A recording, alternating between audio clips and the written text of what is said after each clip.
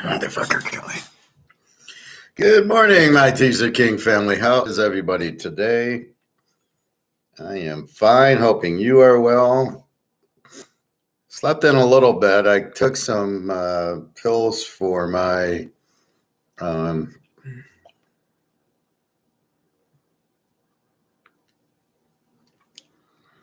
foot.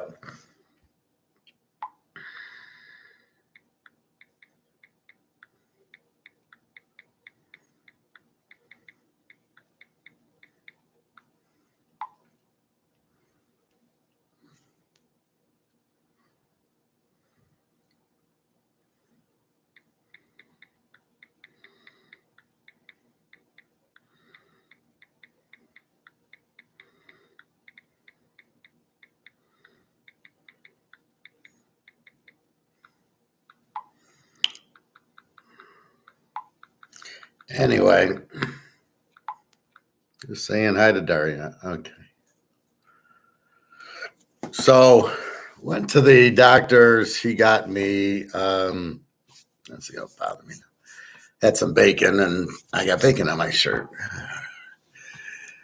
So, just a second. Let me get rid of this.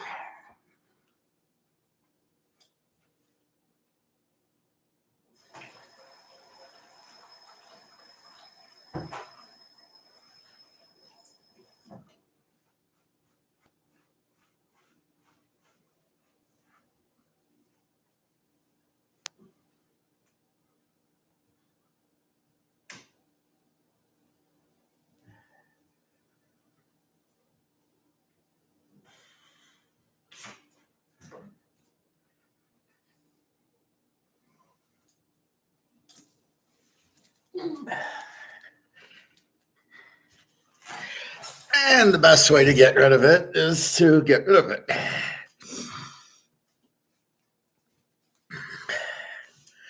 All right. It's warm here. All right. So, had some bacon for breakfast with my pita and then my avocado, of course. The perfect breakfast. Bacon, I'm just doing as a treat. So, we'll let this dry. So, I went to get colchicine. My foot, it's been 3 weeks. And it rotates around. So I asked the doctor, what the fuck is this? Why? I thought gout was here. And he says, no, gout can be all your foot. It just gets into your joints. I said, but I don't eat a lot of gout food, beer and shellfish, a little bit of meat, but I've been eating chicken for the last week and a half, as well as my 65-hour fast. So I said, I don't get it.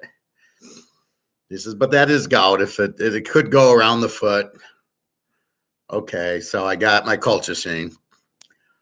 So I took one last night, knocked me out, and I took one this morning, and it knocked me out. I got up at about 10:30. Like I got up at 6:30, and then back to sleep after taking the pill, and then 10:30. Anyway, but the good news is, the best part about the doctor, they took my blood pressure, and it was 120/87, and I was happy as hell. It's sort of like I go to the nurse, well, what's my blood pressure? She's taking it. She goes, oh, 120/87. And when it was 180/140, 120/87, the diet works. Even eating a little bit of sweets doesn't really affect it, apparently. And, but I think the fasting, I think the key is, even if I do have the sweets, having the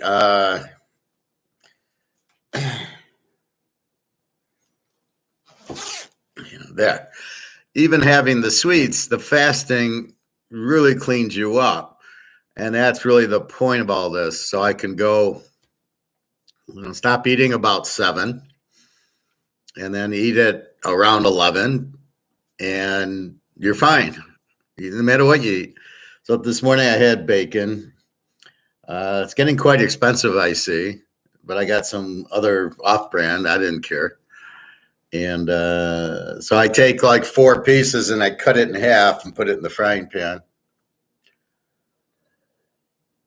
I don't eat it much.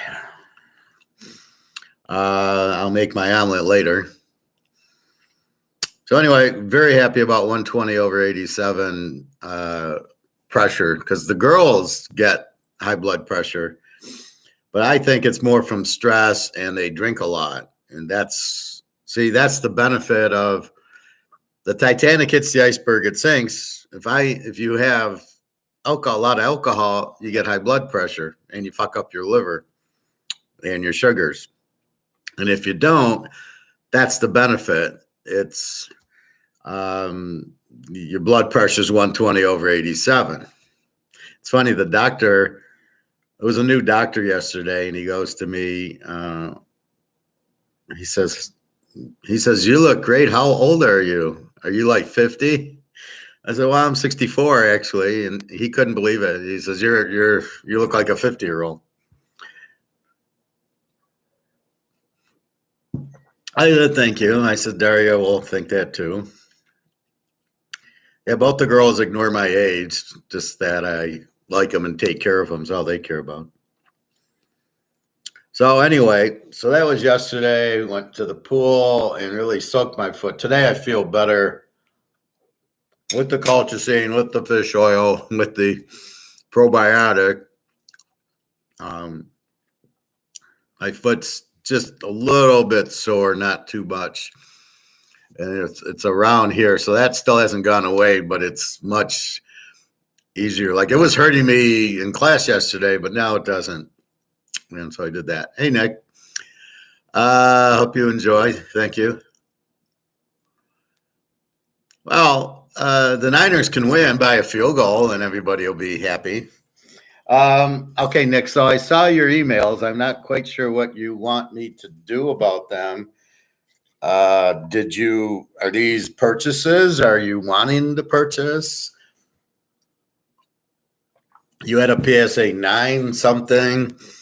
I saw a Cam Rising, which, if you got out of the pack, great. So I don't know they're nice cards. Again, we would prefer PSA 10s than 9s, but if the 9 cheap, I've got some 9s. I got some Bobby Orr 9s that obviously 10s would be better, but the 9s are okay. But the players, Cam Rising, we got to make sure he's healthy. Should be a superstar. And then I think you had a Joe Burrow in there. Well, that's good. And he asked, I just sent you those pictures, just a sports collector. Thought you'd like them. No, they're very nice cards. I like this. These are the sets I liked growing up. So this is a Vanguard, and it's such a pretty card. It never did too much, although I do have the Brady rookie card that says 738 on the back. So I like this style of card, even though there's no centering. And then I really like this one, which is the Topps Black Label. I thought was a very pretty card. This is 1998 or 99. And then it was numbered, the red label. So the normal card is a black label. These are red labels as the insert, as the numbered. So they were 25, 50, and 100. So this is a Barry Bonds 100. So I liked this look very much. And I think you have to enjoy the cards. This one, I really don't like the look of it that much, but I didn't have a choice. I'm at Foot Locker. I'm not expecting to see cards, and he had some Detroit cards, which I wasn't interested. And the only reason I got it is a 50 count, and it is Mahomes, but I don't really love the look of this too much, and you really should. I got something called Canton Bounds, which I'll show you next show. Very pretty cards. Barry and Marino and Montana, and then some in baseball. Zenith Z teams. These are very pretty cards. Now, they're not limited because they're not numbered out of 50. And I don't normally see them on eBay, but they're beautiful cards. They have some value. We're not seeing, nobody gets some PSA 10, so you really don't know what the value. That doesn't mean they don't have a value. It's just you don't see them in auctions. The Burrow PSA 10 that I have and a PSA 9 is going for over 3K.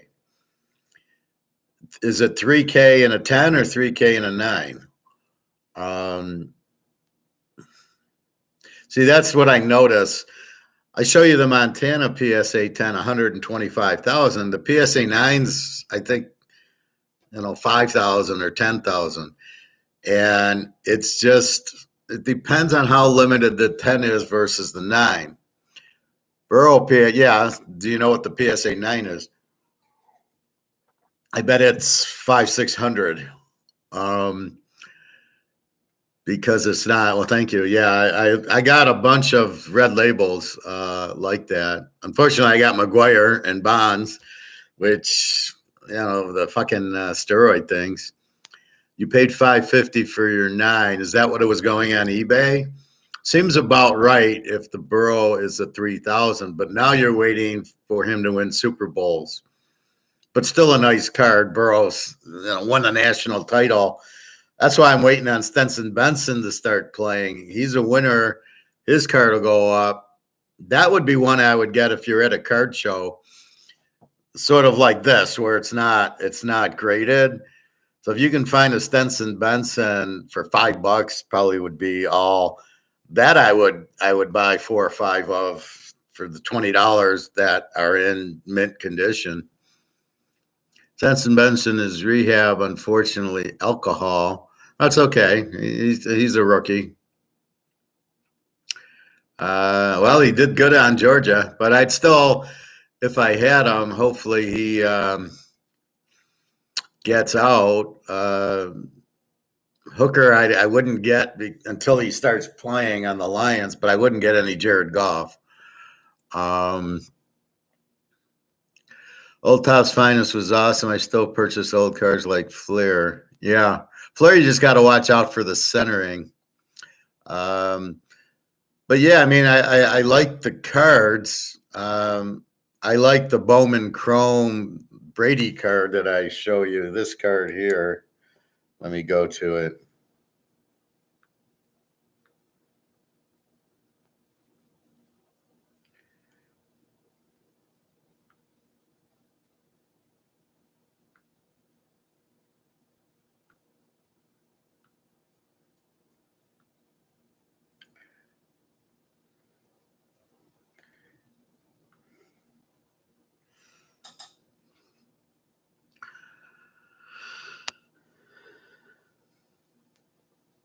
You got to be careful. These are really not the 1968 Manals. It's a 2021, as you can see by the price. So be careful if you're on eBay and you go, oh, it's cheap. There's a reason it's cheap.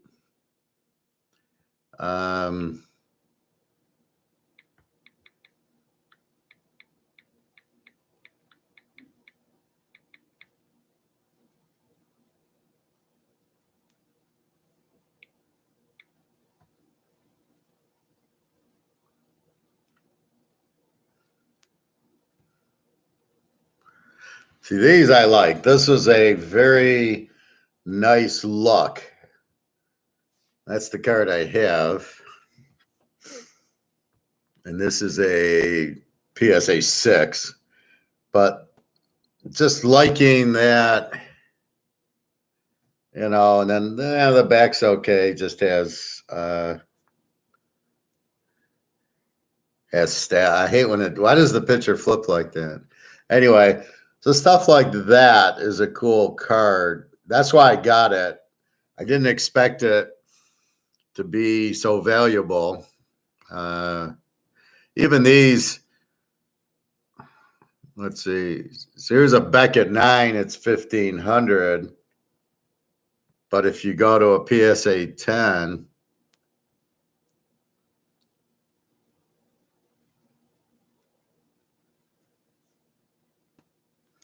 so here's a PSA 10 at 7,000. So you can see the difference between a 10, 7,100, which I thought would be higher.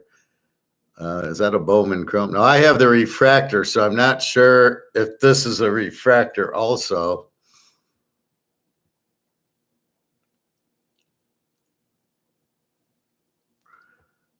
But you can see the 9's going for 2,200, right? So the 10's 7,000, but although I thought it was higher.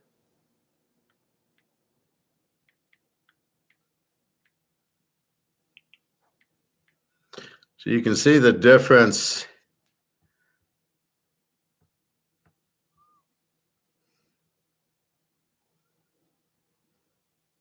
So again, 7,100 versus 2,000, which is not a bad split, but it's Brady. But you can see the difference. You would think the 9 would be higher if the 10's 71, but the 10 I thought was like 15,000. It was 18,000. Now it's coming down, but I think this is coming down. Like here, 77.50. He took the best offer, and that's a PSA 10.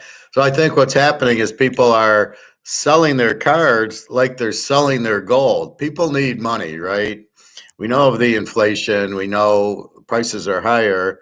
People are losing their jobs. So you use this the same way you sell your gold. You need money. So you start selling your assets. And this is what these guys think deflation is. They'll say, oh, the deflation, the values are going down. Well, I don't know that the values are really going down. It's the market, right? He wants to sell it. Nobody has 70. Nobody has it. It used to be 18,000. Nobody has 18,000 for these cards because they need their money for food and clothing and all the other. So that's what it is. They're it's prices going down, so they're calling it deflation. I don't agree with it. I think the card's still worth 18 grand and it'll go back up. But people need money, so they sell it in. And the difference between this and gold, this is a free market. So as it's being sold, the price is dropping. In gold, it's not related to the sell. So when somebody goes to the store and sells a few ounces of gold, and the guy at my store gives them $2,000 for it, the price doesn't get lowered because the price is not connected. The sell and the buy is not connected to the price. That's done by COMEX. That's the problem with gold. Is it's not free market, as I say. This is free market. The Brady card going down. Let me show you that other card. What are these? What were they called? Z Team.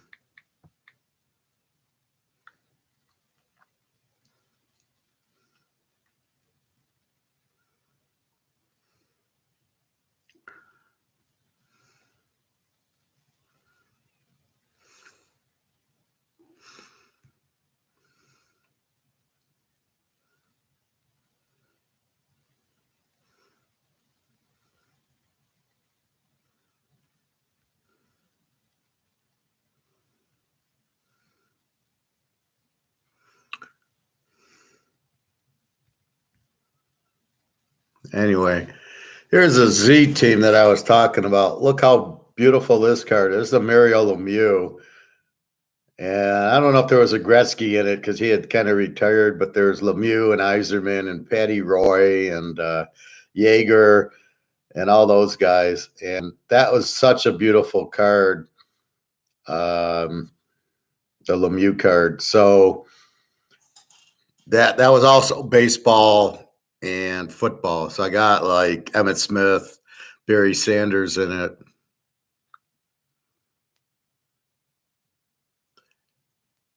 Here's a Joe Burrow. So they came out with a 22.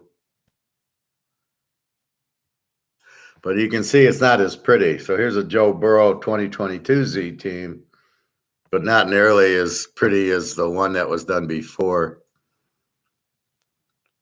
So it depends. There should be good looks to it.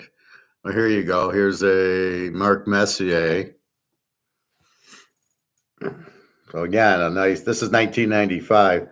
So very pretty card, good colors, and I didn't get into Mark Messier's, but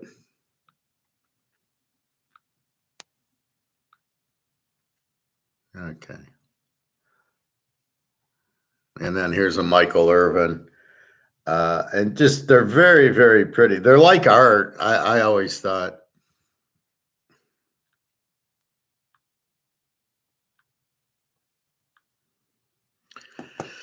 Anyway, let's see. Burrow, yeah. So you paid $550. That's you can't go wrong with a Burrow, but we want him to win a Super Bowl next year.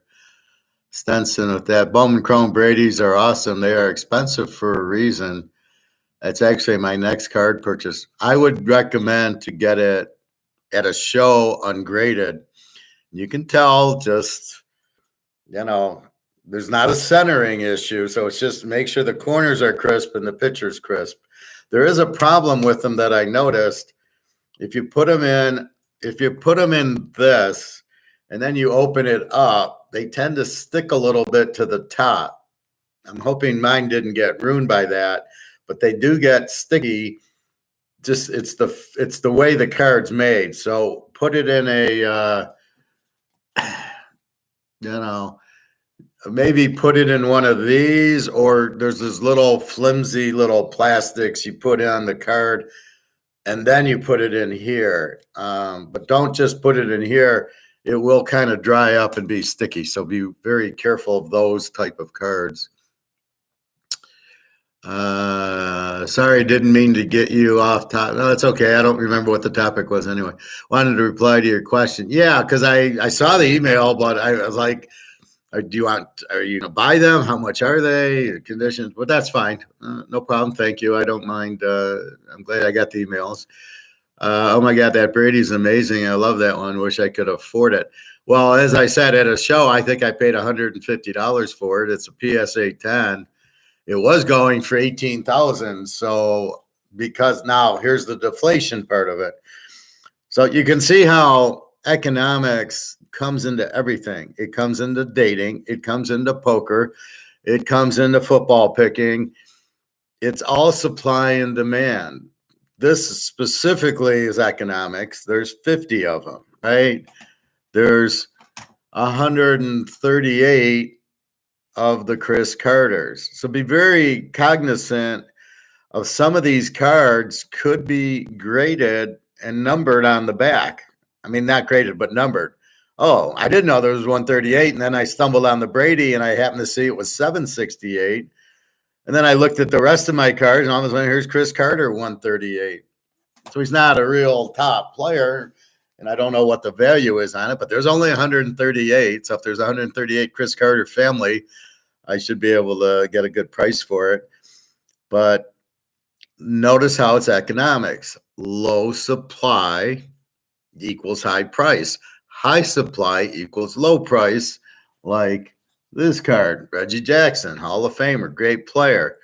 But by the way, it's not numbered. They made 1 million of them. This is the 87 Dunrose. Although in this set, you have you got a Greg Maddox rookie card. You have Barry rookie card. You have Mark McGuire rookie card. Clemens has got a card in here. Cal Ripken, all his cards are good. But they printed 1 million and it's worth nothing, which gets us back $1 million.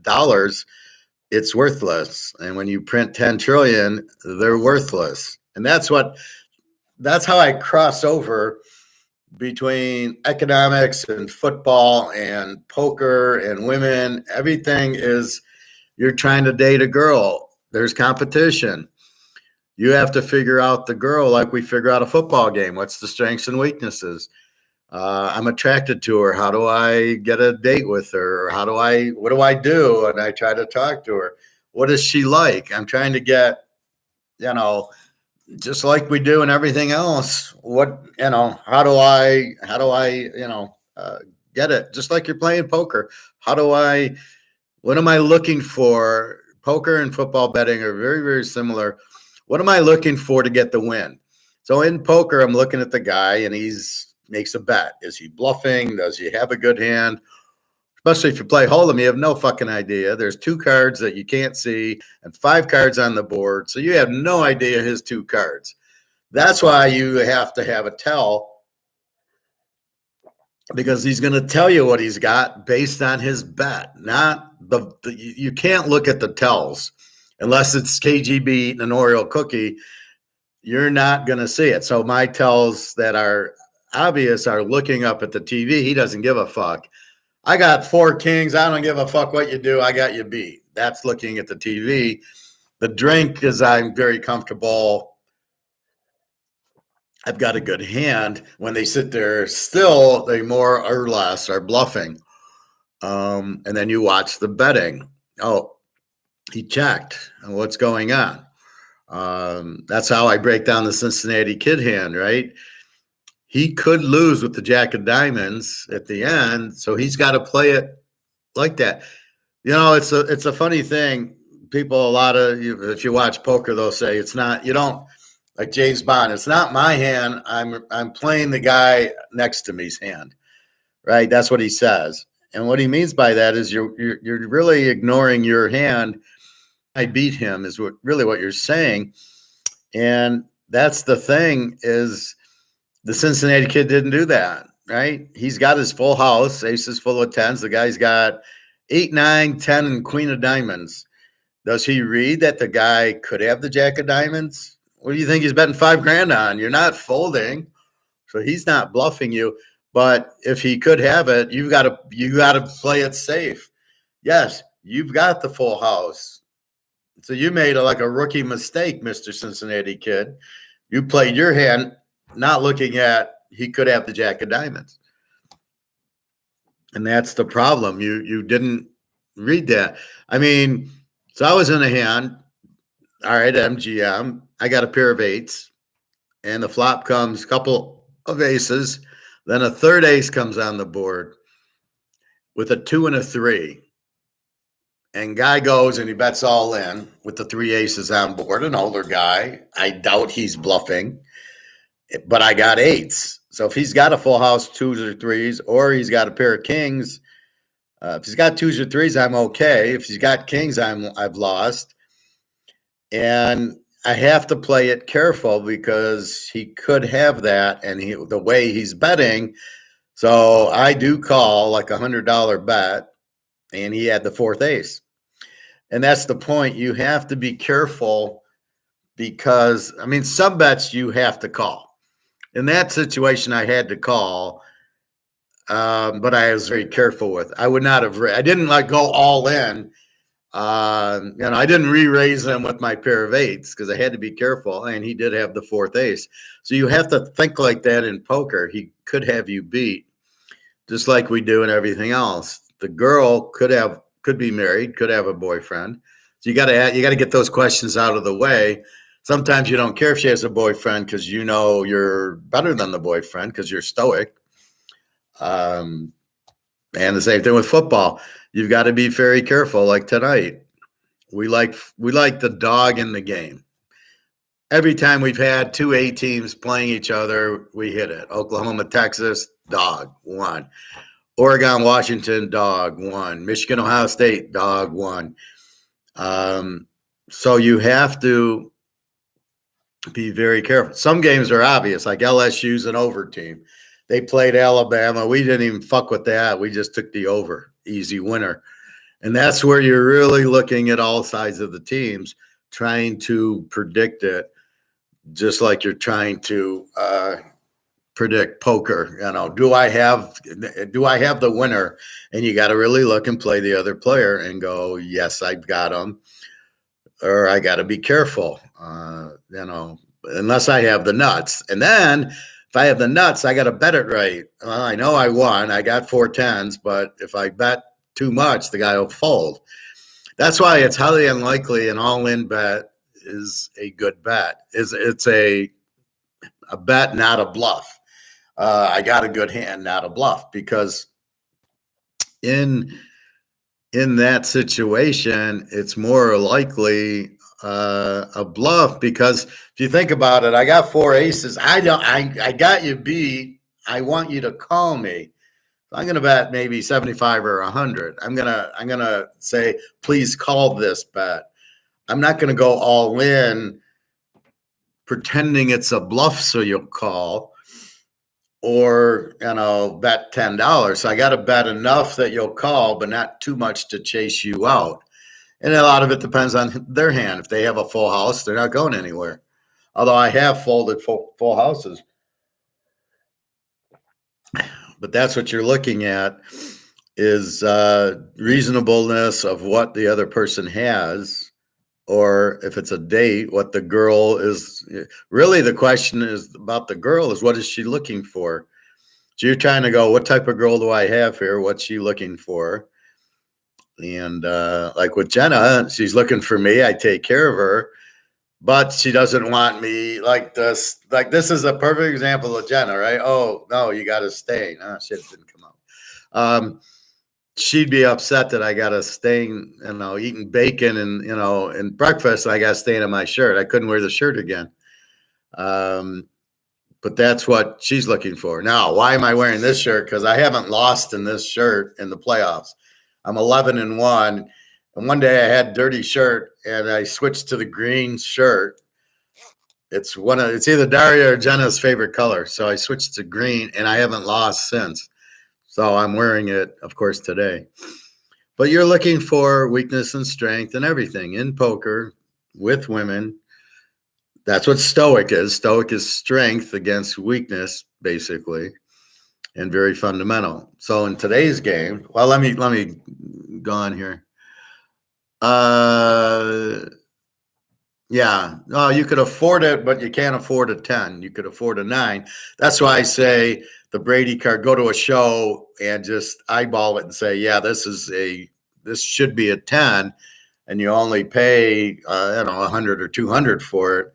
And that's the idea. Instead of buying a fucking Microsoft stock, you go buy a Brady PSA 10, and you just have to get it graded. So you have to be the grader and go, yeah, corners are sharp, picture looks beautiful.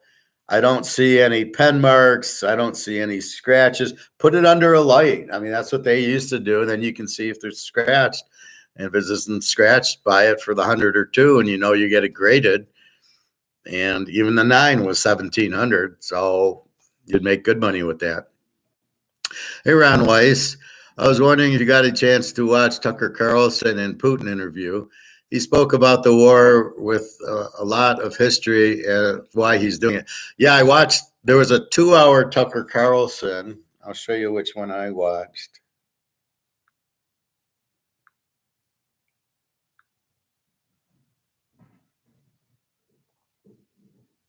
Yeah, I was watching this one. 2 hours and 7 minutes.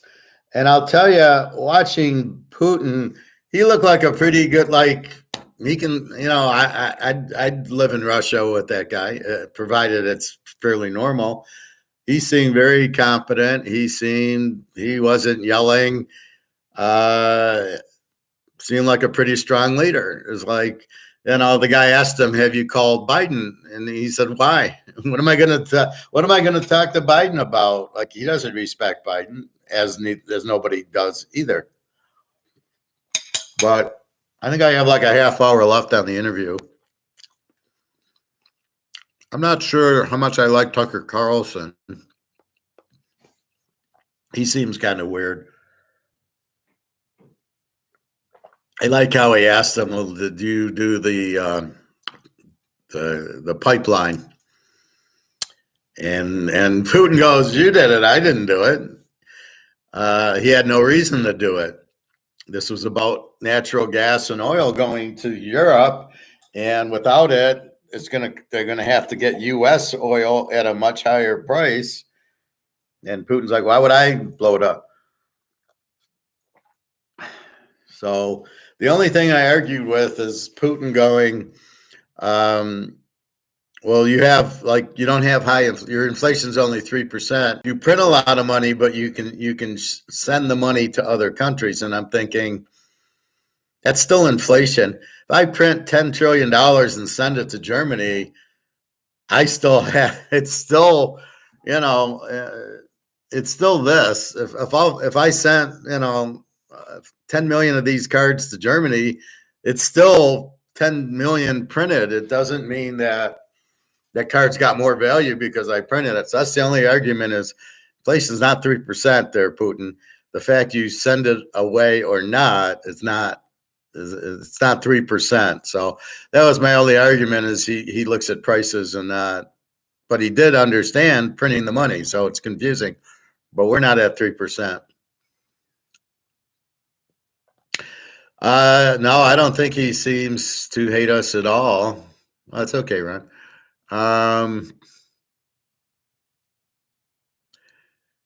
I think Biden hates us more than he does. I think we have the most corrupt government I've ever seen in my life. It makes the Roman Empire look tame. But I bet you don't have it in Russia because he controls it. That's what I think. Yeah, I was hoping he would, but we know he's got 32,000 tons of it. So we know he's got gold from the interviews we see with Alligator and Egon, who say Russia's got 32,000 tons. And not necessarily the central bank, but all the banks and all the places, there's a lot of gold in Russia that Putin has. See, sometimes it gets differentiated where they go, well, they only have 2,000 tons in the central bank. Yeah, but in all the other banks, they got 30,000 tons of it.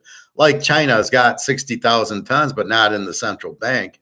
So when these Reichert's guy goes, oh, there's only 2,000 tons, he's just referring to the central bank, but that's not the case. And all the other banks is where they got all the gold. They keep it off the central bank's radar, so you don't,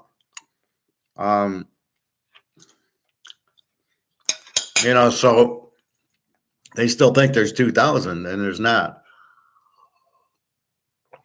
But Putin, I think, is he seems very confident, seems very intelligent.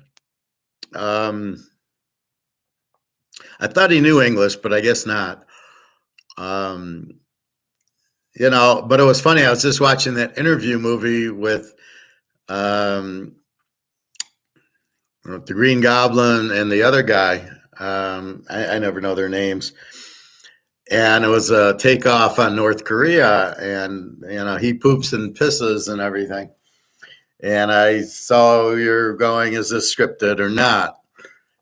I don't know. Tucker Carlson could have been scripted. Yeah, he got into the history, which at the end of the day, why did Putin attack?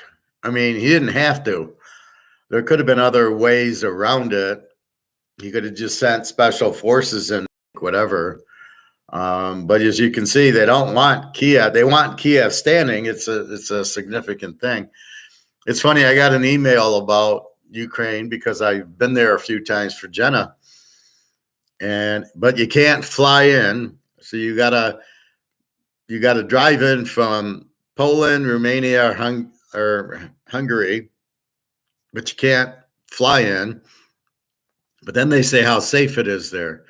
They say it's very safe in most cities. Like Jenna's city, I think is very safe. But she'll say, oh, I just saw a rocket go overhead. So she's scared out of her mind. But I tell her Putin's not interested in blowing up Ukraine. He's going to take it. He doesn't want it blown up. So it's like you buying a shopping center. You don't want to blow it up. You want it intact.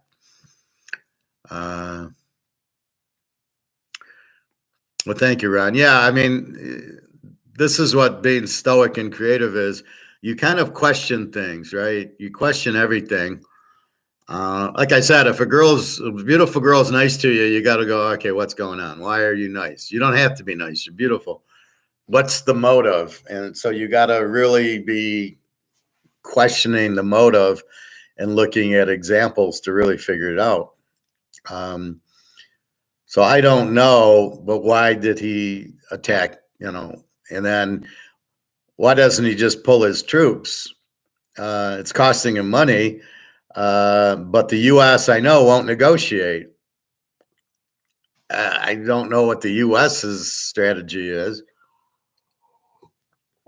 I know when they send in money, it never gets to. They just split it up. They just say we're going to send this to Ukraine, and then they all line their pockets with all the money. It's a Ponzi scheme. Oh, we're going to send $60 billion to Ukraine, and of that, I'll get 20 billion back. I mean, these guys print money. That's why I don't believe the 3% inflation, because these guys are printing money right and left. They're propping up the stock market. There's no reason in the stock market, but as soon as the foreigners start realizing and pulling their money is when the stock market crashes. So I'm going to get Daria roses for Valentine's Day. And she said to me, I said, I want to get you a dozen roses. She says, no, you don't do even numbers. You do odd numbers, which I didn't know. So if you're ever going to send a girl in Russia or a Russian in here, you send them odd numbers. Odd numbers for love, even numbers, she says, for a cemetery. So I said, okay, buy yourself 11. So they're approximately $2.85 a rose. And she said, oh, I didn't know they were that expensive, because in rubles, it's like 6,000 rubles. But when the rubles, 90 cent, 90, like $1 buys you 91 rubles. So when you calculate the 6,000 for the rose, it's $2.89. And I didn't realize roses went up, and I corrected her saying the roses didn't go up, the ruble's being inflated. The ruble lost its value. But look how people don't understand that. They think it's not the ruble, they don't think about the money losing the value. They think the price of roses went up. And that's the whole point of it. The roses didn't go up. As you print money, and this is my whole economics, as you print this is why it's ripped. This is not worth $1 anymore. It's worth a penny. $100 is worth $1. That's what the real value is. That's what it'll buy, right? That's what purchasing power is. What does this purchase? And the prices of things have gone up. So everybody thinks, oh, it's the prices that have gone up. No, this has lost its value, just like this, right? You've got 1 million of these. This is worth $2, even though it's Reggie Jackson. And there's 50 of these, so this is worth 5,000, somewhere like that, right? So because you've printed trillions of these, this has no value. This is really worth a penny, even though it says 1 on it. But what are you going to buy with the $1? What do you buy with the $100? You go to the grocery store, I got 6 things in the cart and it's $50. Now, when I buy my meats, I'll buy a steak and a roast and some chicken, and yeah, all of a sudden I'm at $40, $50, even though I'm not, it shouldn't be that much, but I know what I'm buying, and I know it's going to be 40, 50.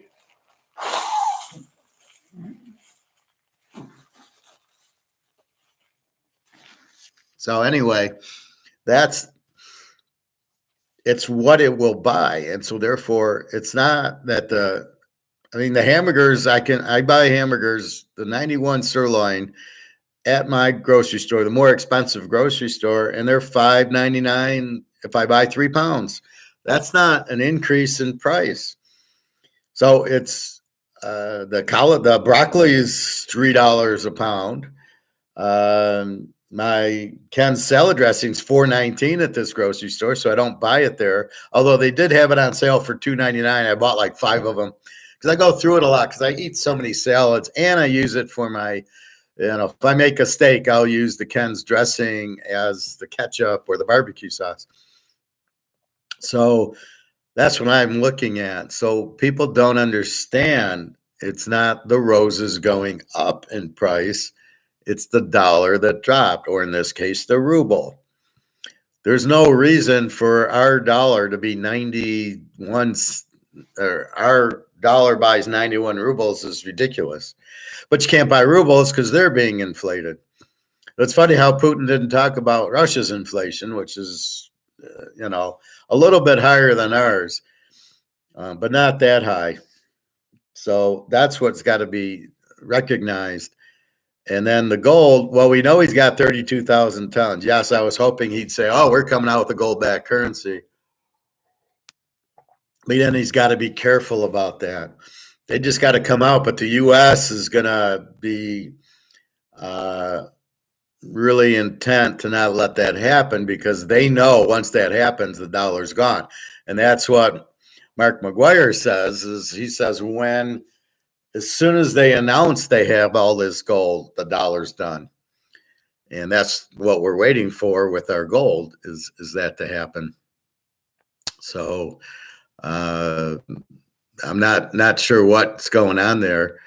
But that's exactly the problem. So we know they got 32,000 tons of gold. We know they're going to use it. We know they're coming out with a gold-backed ruble. They have to.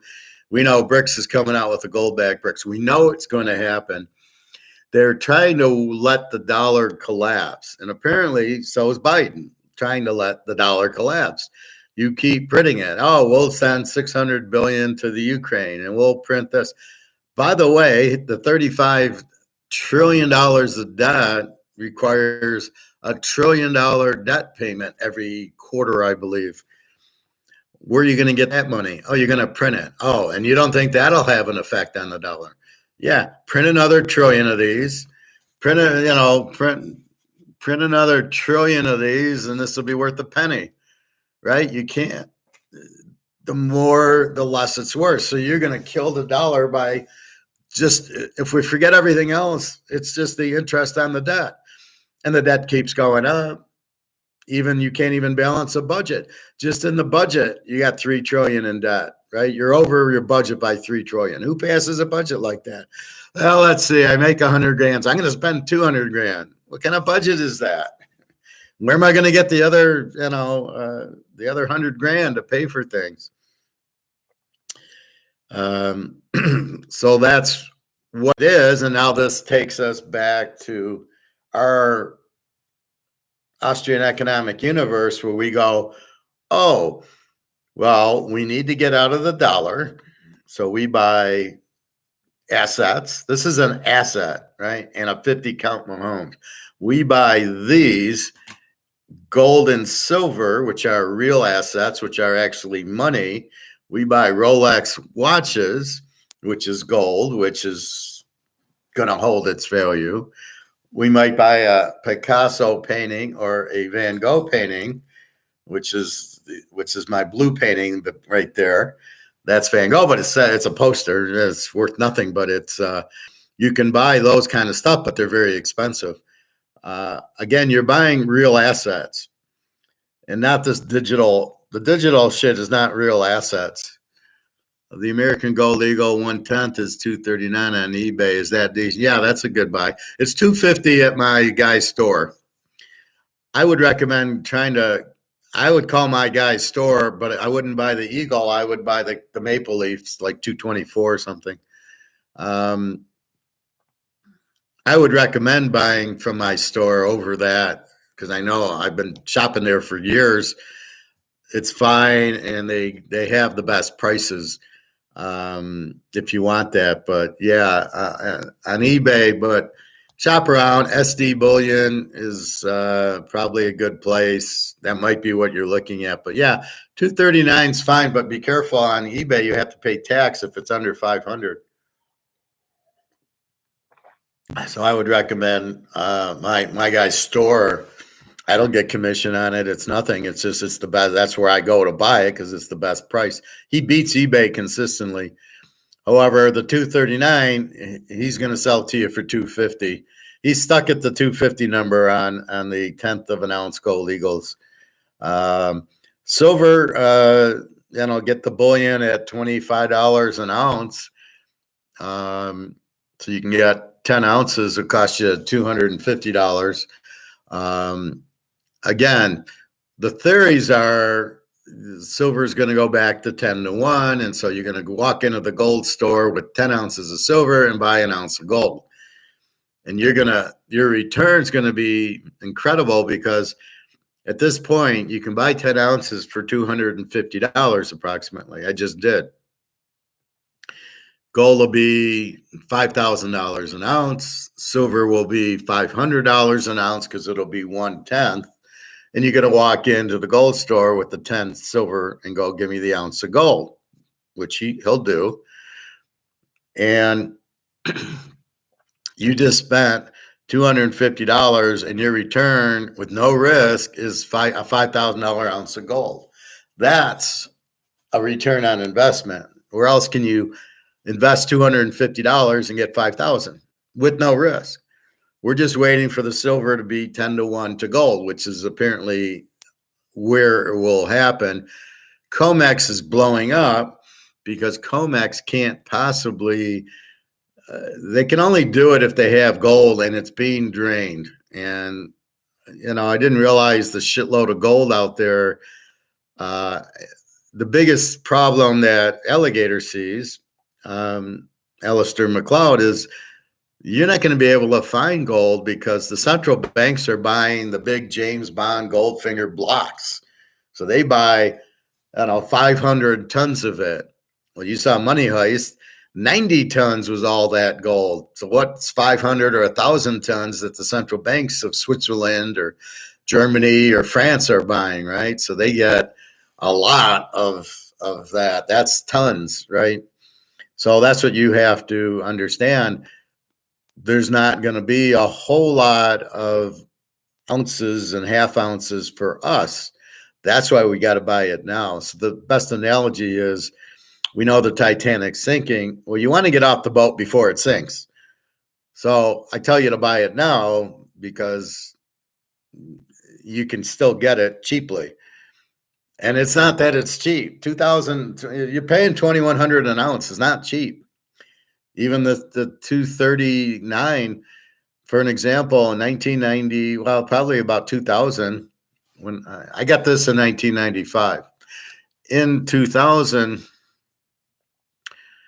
for my ex-wife's birthday, I got her a 1/10 of an ounce MS-70 gold for $35.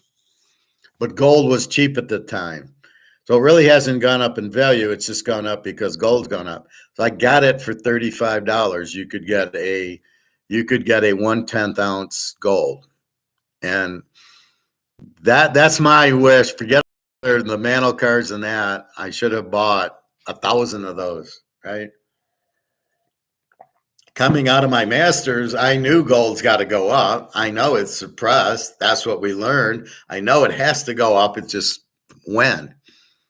And I could have been sitting on thousands. Like I said, if my dad didn't screw me in 1972, when I was 13 and I got about $4,000 in for my bar mitzvah, I could have bought at $35 an ounce all this gold. And today I'd be on a beach somewhere waiting for it to go up. So that's the point. So now I got to buy it at 1,800 and 1,700, and so I got most of it bought. If I want more, I just buy an ounce here and an ounce there. But you're just waiting for it to go to the moon. It will go to the moon. It has to go to the moon because all the dollars cannot just keep going. And once the competition, we're back to economics, comes up with gold-backed currency, which they will do because they don't want to be in U.S. dollars.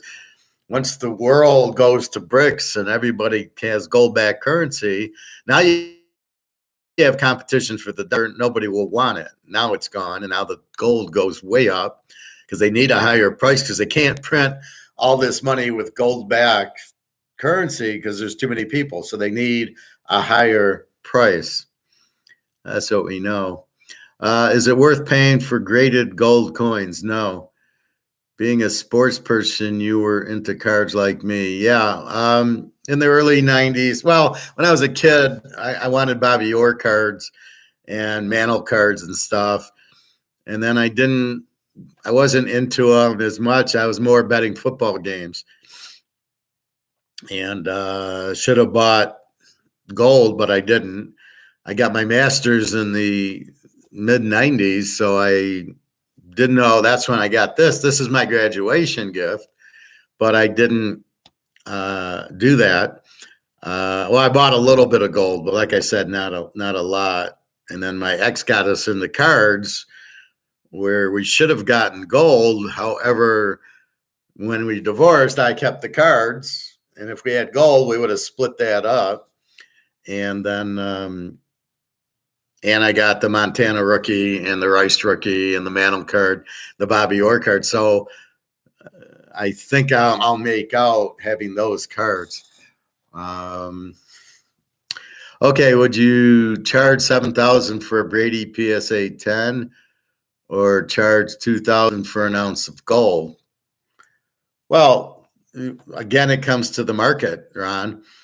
What's the market bearing? So right now you can only charge $2,000 for an ounce of gold, and the Brady card gets $7,000. So that's all you can get in the market. I can't charge $20,000 for my ounce of gold because everybody's selling it too, because they don't understand that's the paper price and mine's the physical price. So in the market, no, I understand, but so you're asking me which should I do? I would tell you to buy the ounce of gold. I would get $7,000 worth of gold before getting the Brady card for $7,000. Okay, yeah, I would get gold. I would get $7,000 in gold versus the Brady card, because the Brady card came down. Well, it was $18,000.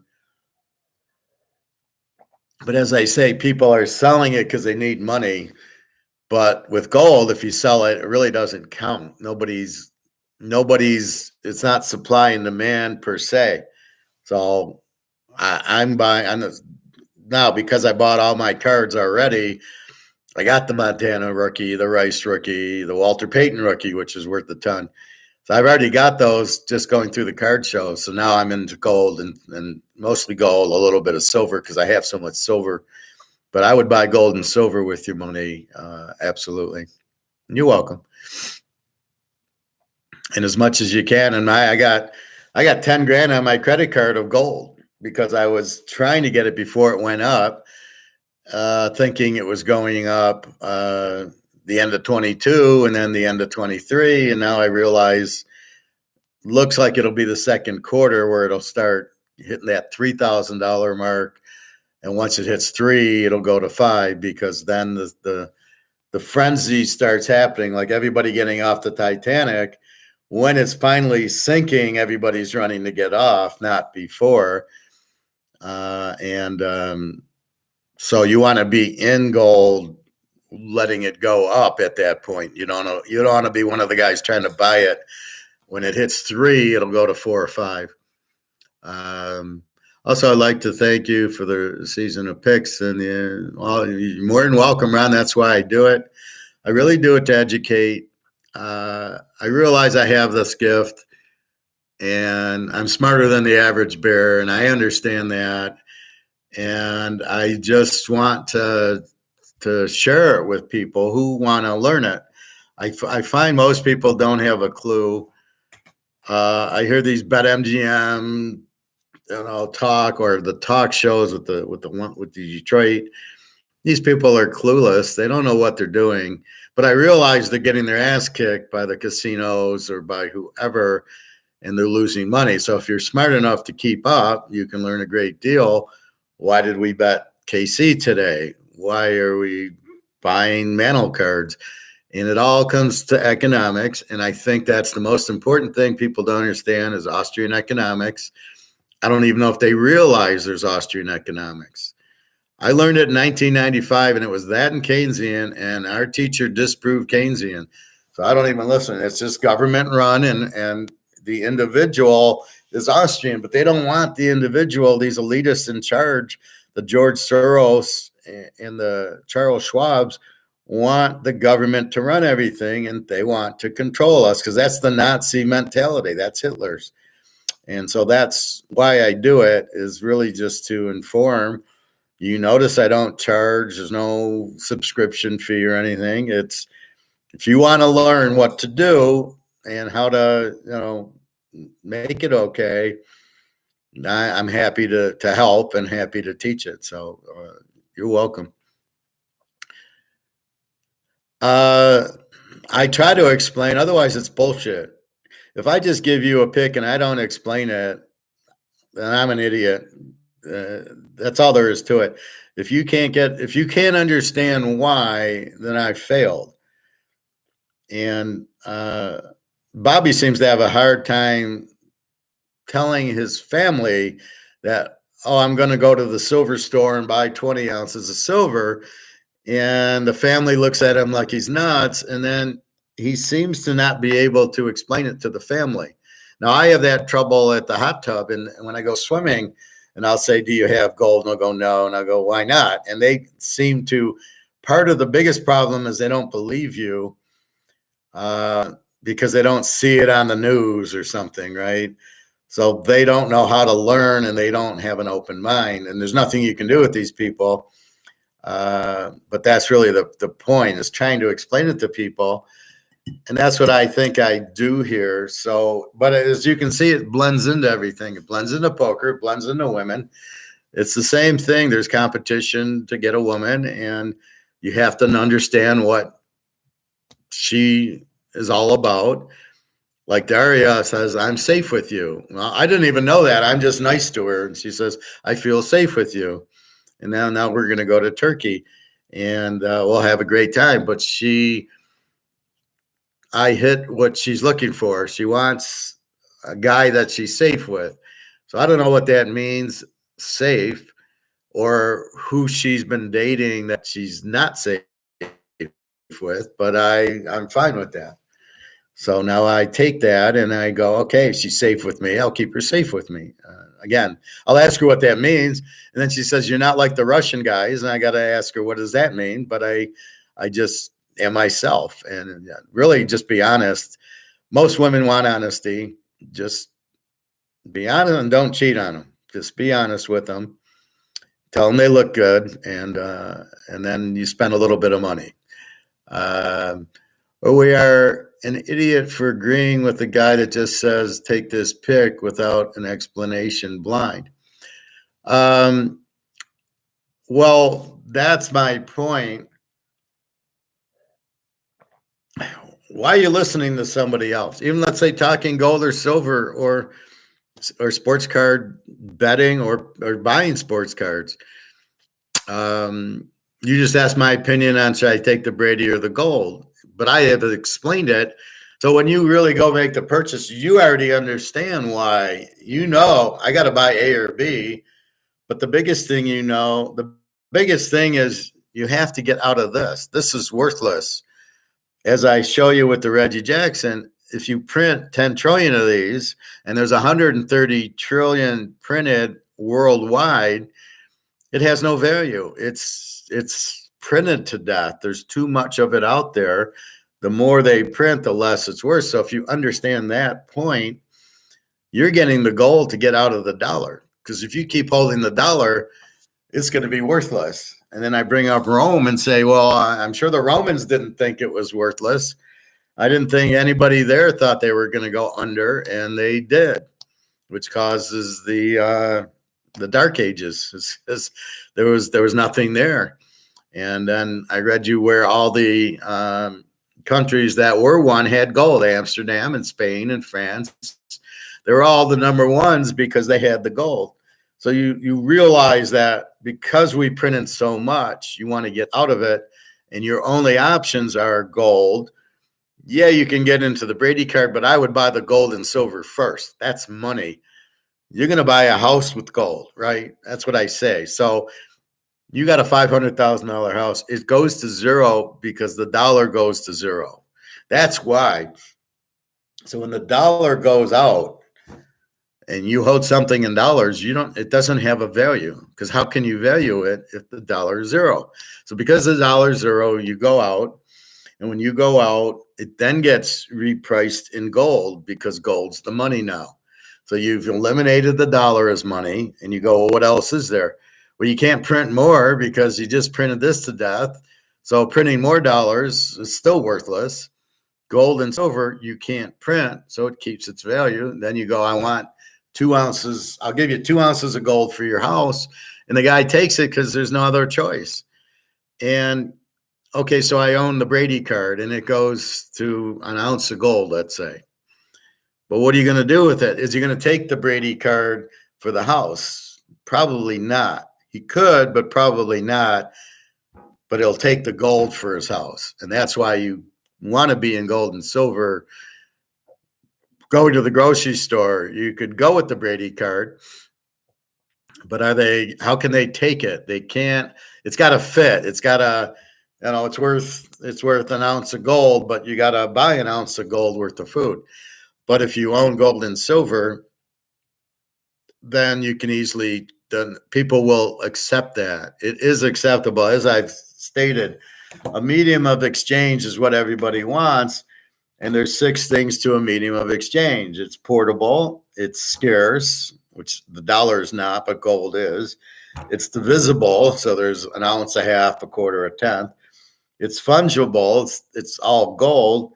It's accepted, everybody loves gold, and it's durable, which is indestructible. That's what gold is. It's the perfect medium of exchange, and is silver. So that's really what it is. It's a medium of exchange. I go to work. How do you pay me? You're going to pay me in Canadian Club 12. You're going to pay me in baseball cards or currency.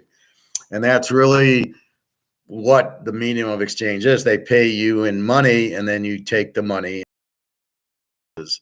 right? You buy milk and eggs and steaks and stuff like that. You go to restaurants and you buy your girlfriend flowers. That's what the medium of exchange is. But you've ruined the medium of exchange when you print the dollar to nothing. The government's not supposed to do that. And they shouldn't keep the price of gold down, but that's what they're doing. So in your theory, Ron, it's at the end of the day, you understand why you're doing what you do. That's what I'm doing, is explaining to you. So you go, that's why I'm doing it.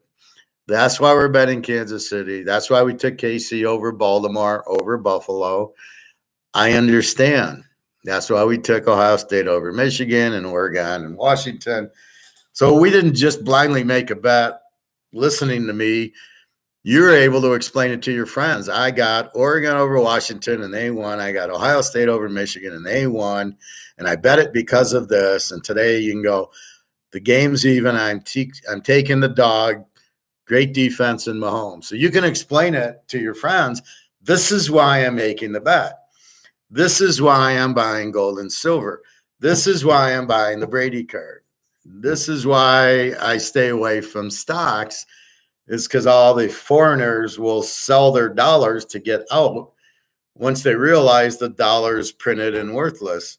And it's the only thing Putin made a mistake on. He said, well, they only have 3% inflation, which maybe he was doing because it's on TV and he knows who's listening. And he can't say, oh, gold, the dollar's 20% inflation. Maybe he had to be careful saying that. So he said 3%, because I don't find that there's no way we're at 3%. And the fact that we can ship our money abroad does not means it's printed less. I mean, think about it. You printed $130 trillion, which is bad enough.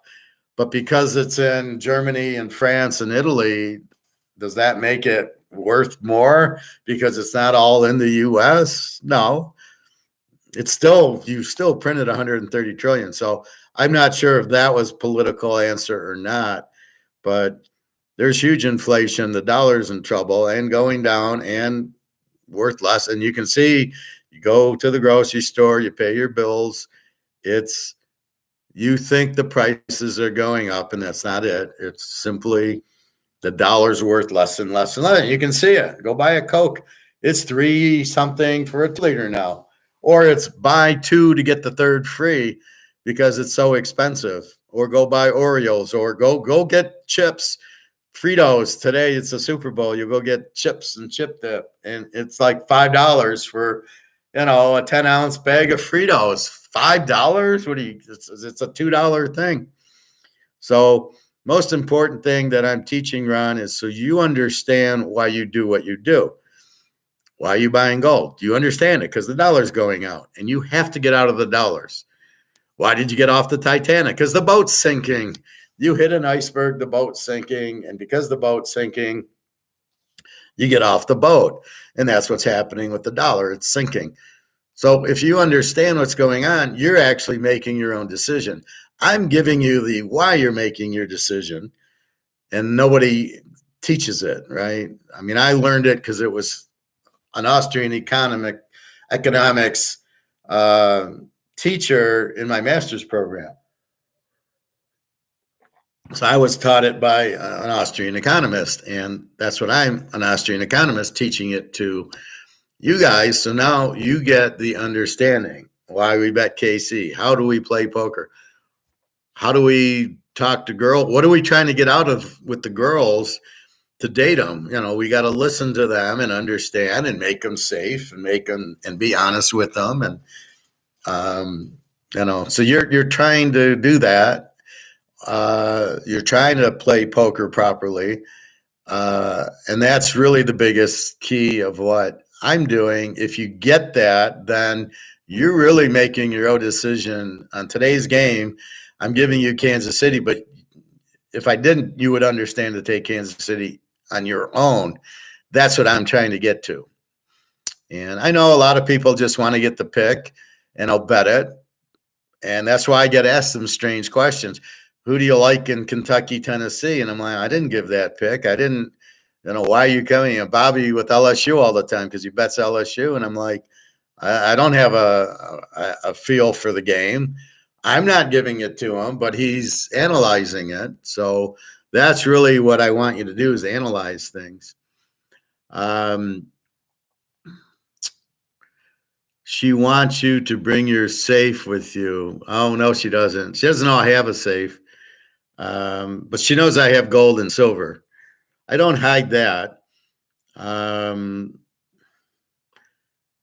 But I couldn't bring my safe with me anyway. It's got a lot of cards in it. All my real expensive cards are in my safe with my gold. The silver is separate. I got too much of it. And, you know, but that'll be the key. I'll be selling 10 ounces of silver for an ounce of gold, and I'll be going to the grocery store with an ounce of silver.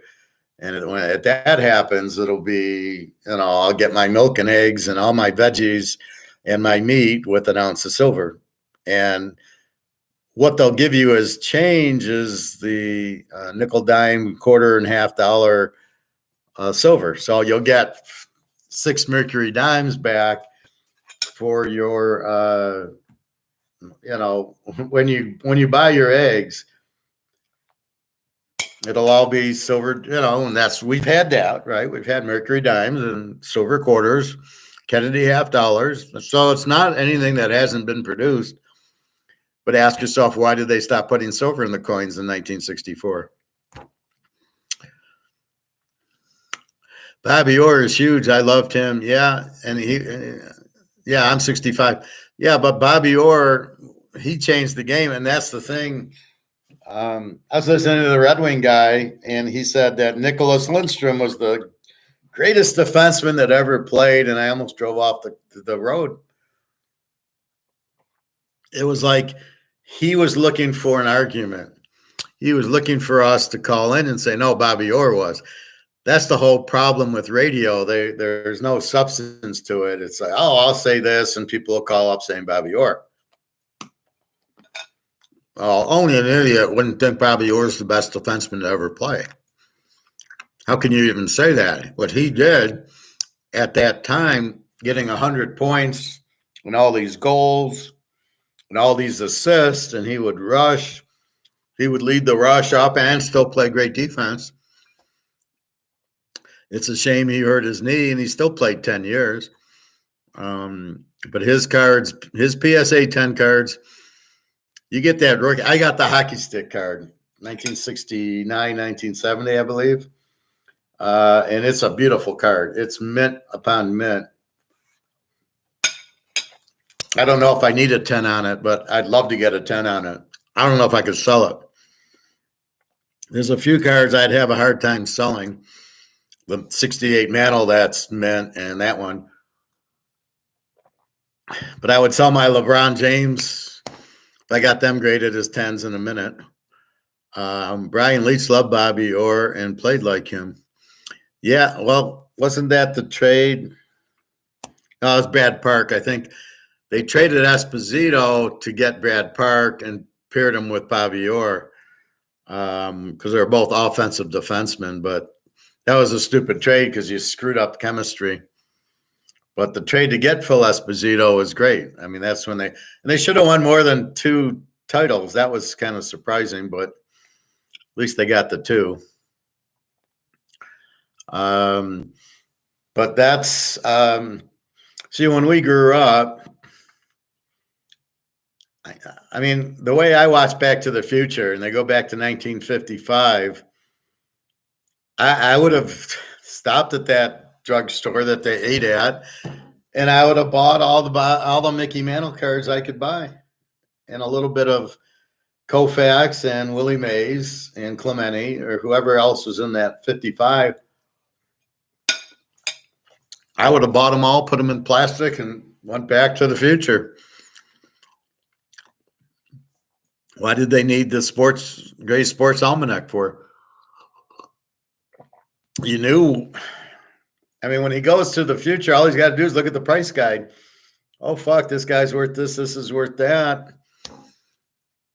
And go back to 55 and go buy the Mantle cards, or go back to 52 and get the Mantle rookies. That's what I would have done.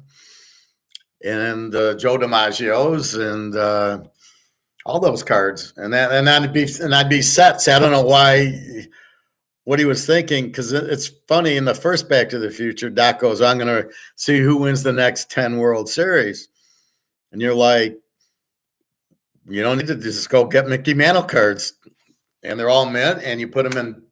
Bring your hard plastics back to 1955, and go and get Mantle cards, put them in, get DiMaggio cards, get Willie Mays, Hank Aaron, Clemente, Sandy Koufax, mint condition, and you're a rich man, and you didn't have to do shit. Just find a drugstore that sells them. I doubt they had card stores at the time, but keep it easy. Or, well, see, you couldn't buy gold back then. You couldn't buy gold till 1971 or 1972. It was illegal to own, which really leads you to try to understand, why does the government not want you to own gold? And if you ask that question, you would realize because they want to print the dollar. Although at that time they didn't print the dollar because it was gold standard until 71. So I can see why they don't want you in the gold now, is because then you won't use the dollar. But back then, I don't know if you could have bought it in 1955, 10 ounces of gold at $20 an ounce. That would have been another thing that Doc could have done very easily, and realized when he went to the future that gold was $2,000 an ounce. Oh, I can buy it for $20 an ounce and just do something similar like that. But to answer your other question, Ron, you asked about buying graded gold. And the reason I don't, because it's really money. What we're trying to do is buy an ounce of gold and an ounce of silver, right? And so I want to make sure it says gold and silver on it. Some of these old coins, like the James Bond, whatever you call them, I can't remember, 20, 50 gold, whatever, in the From Russia with Love movie. Anyway, those don't say gold on them, and you don't know how the weight is on them. So I avoid those because I don't know that it doesn't say real gold and doesn't say the ounce. I think it's 1/3 of an ounce of gold. So like the quarter ounce, the half ounce, I think it's 0.33 of an ounce of gold for those gold pieces.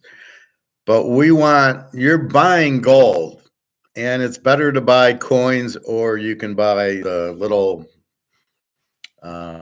bars than You certainly don't want ETFs because they're paper. You want to stay out of paper. So you don't want stocks. You don't want the ETFs. You don't want these IRAs that you don't get. If you get an IRA and you can't physically get the coin, you don't want it. You only want the coins.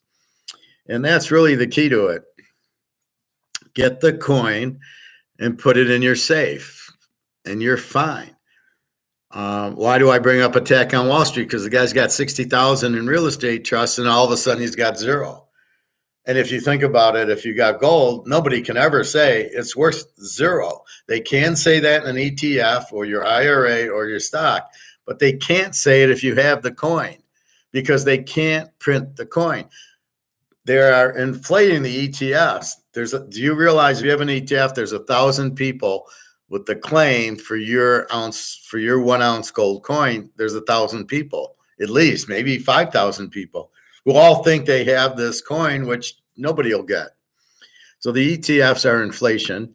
They're printing 5,000 ETFs for the thing. So you're buying it thinking you're owning gold, and it's a Ponzi scheme. So you want to stay away from Rick Rude and his little sprout partner who are, to me, they're the same as Madoff. They're scamming you. It's not worth anything.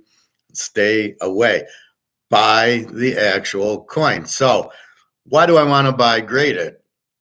Gold hits 10,000 an ounce. What is my graded coin worth? What somebody will pay me. What is the gold worth? 10,000 an ounce. We know what the gold's worth. Are you going to get a benefit by having a graded gold coin versus having the ounce of gold Liberty that we buy? I don't see it. Do you get a kick? Why pay more for it is my thing. I don't even buy too many American Eagle 1 ounce golds as much as I buy Cougarans and Maple Leafs. I'm buying the ounce of gold and it's $40, $50 cheaper. Why do I want to buy graded? And why do I want to buy American? Why do I want to spend 50 more on an American Eagle? I'm buying the 1 ounce of gold. Well, that's what I'm doing anyway. I'm buying 1 ounce of gold. So to go back to an earlier gold coin, and it's graded MS70 or MS69, it's like owning the card. So it's like owning this card. It's a collectible. So now you're getting a collectible. Well, we don't care about the collectible. In gold, we want an ounce of gold. So I have 10 ounces of gold, and all the coins say 1 ounce of gold, 999, boom, boom, boom. And they all say that. So I know I got 10 ounces. And if you want to buy them from me, they'll say 10 ounces. And so as people start realizing the dollars are collapsing all over the world in every country, and you can see Venezuela, you can see Argentina, you can see Brazil, Sri Lanka, Zimbabwe, Greece, Pakistan, Turkey to a slightly, they got pretty high inflation there. As it's happening, you can see it, right? Look at all these countries that are heavily inflated. Their dollars are worth nothing. The people are starving because they don't have gold. But you just need the ounce of gold, not the graded. Are you going to get the benefit of it's an MS70? So like I said, I had bought in the 1/10 ounce of gold MS70 for $35 10 years ago, let's say. And I looked at the price today, and it's really right where the gold price is. So gold was very cheap. It was 35 an ounce. Now it's like 400 an ounce, but it's because gold's went up. So it really hasn't gone up. It's gone up with the gold price. The fact it was an MS70 didn't give me, but I was buying it for $35. And again, to this day, like, why the fuck didn't I buy, 1,000 of them for $35, or, buy $1,000 worth every couple of months? That was stupidity, but really they haven't gone up. It's just gold price was low and now it's high, and the coin followed suit. So I'm not gaining anything because it's an MS70. I'm gaining because the gold price went up. So I don't know that there's an advantage to buy gold as an MS69 or an MS70. An MS70 is a PSA 10 for people that don't know the grading scale for coins. It's the same. 70s 10, 69s 9. And so therefore you're not getting rewarded for it. In cards you do. If you have a 10, you get rewarded. If I got this card graded and it came back at 10, it would be worth more than the card that's not graded, right? So this is worth $1. If it's a 10, is it maybe worth $10? But I had to spend $20 to get it graded. So that's the only thing there. But again, the reason a 10 is worth more because it's limited.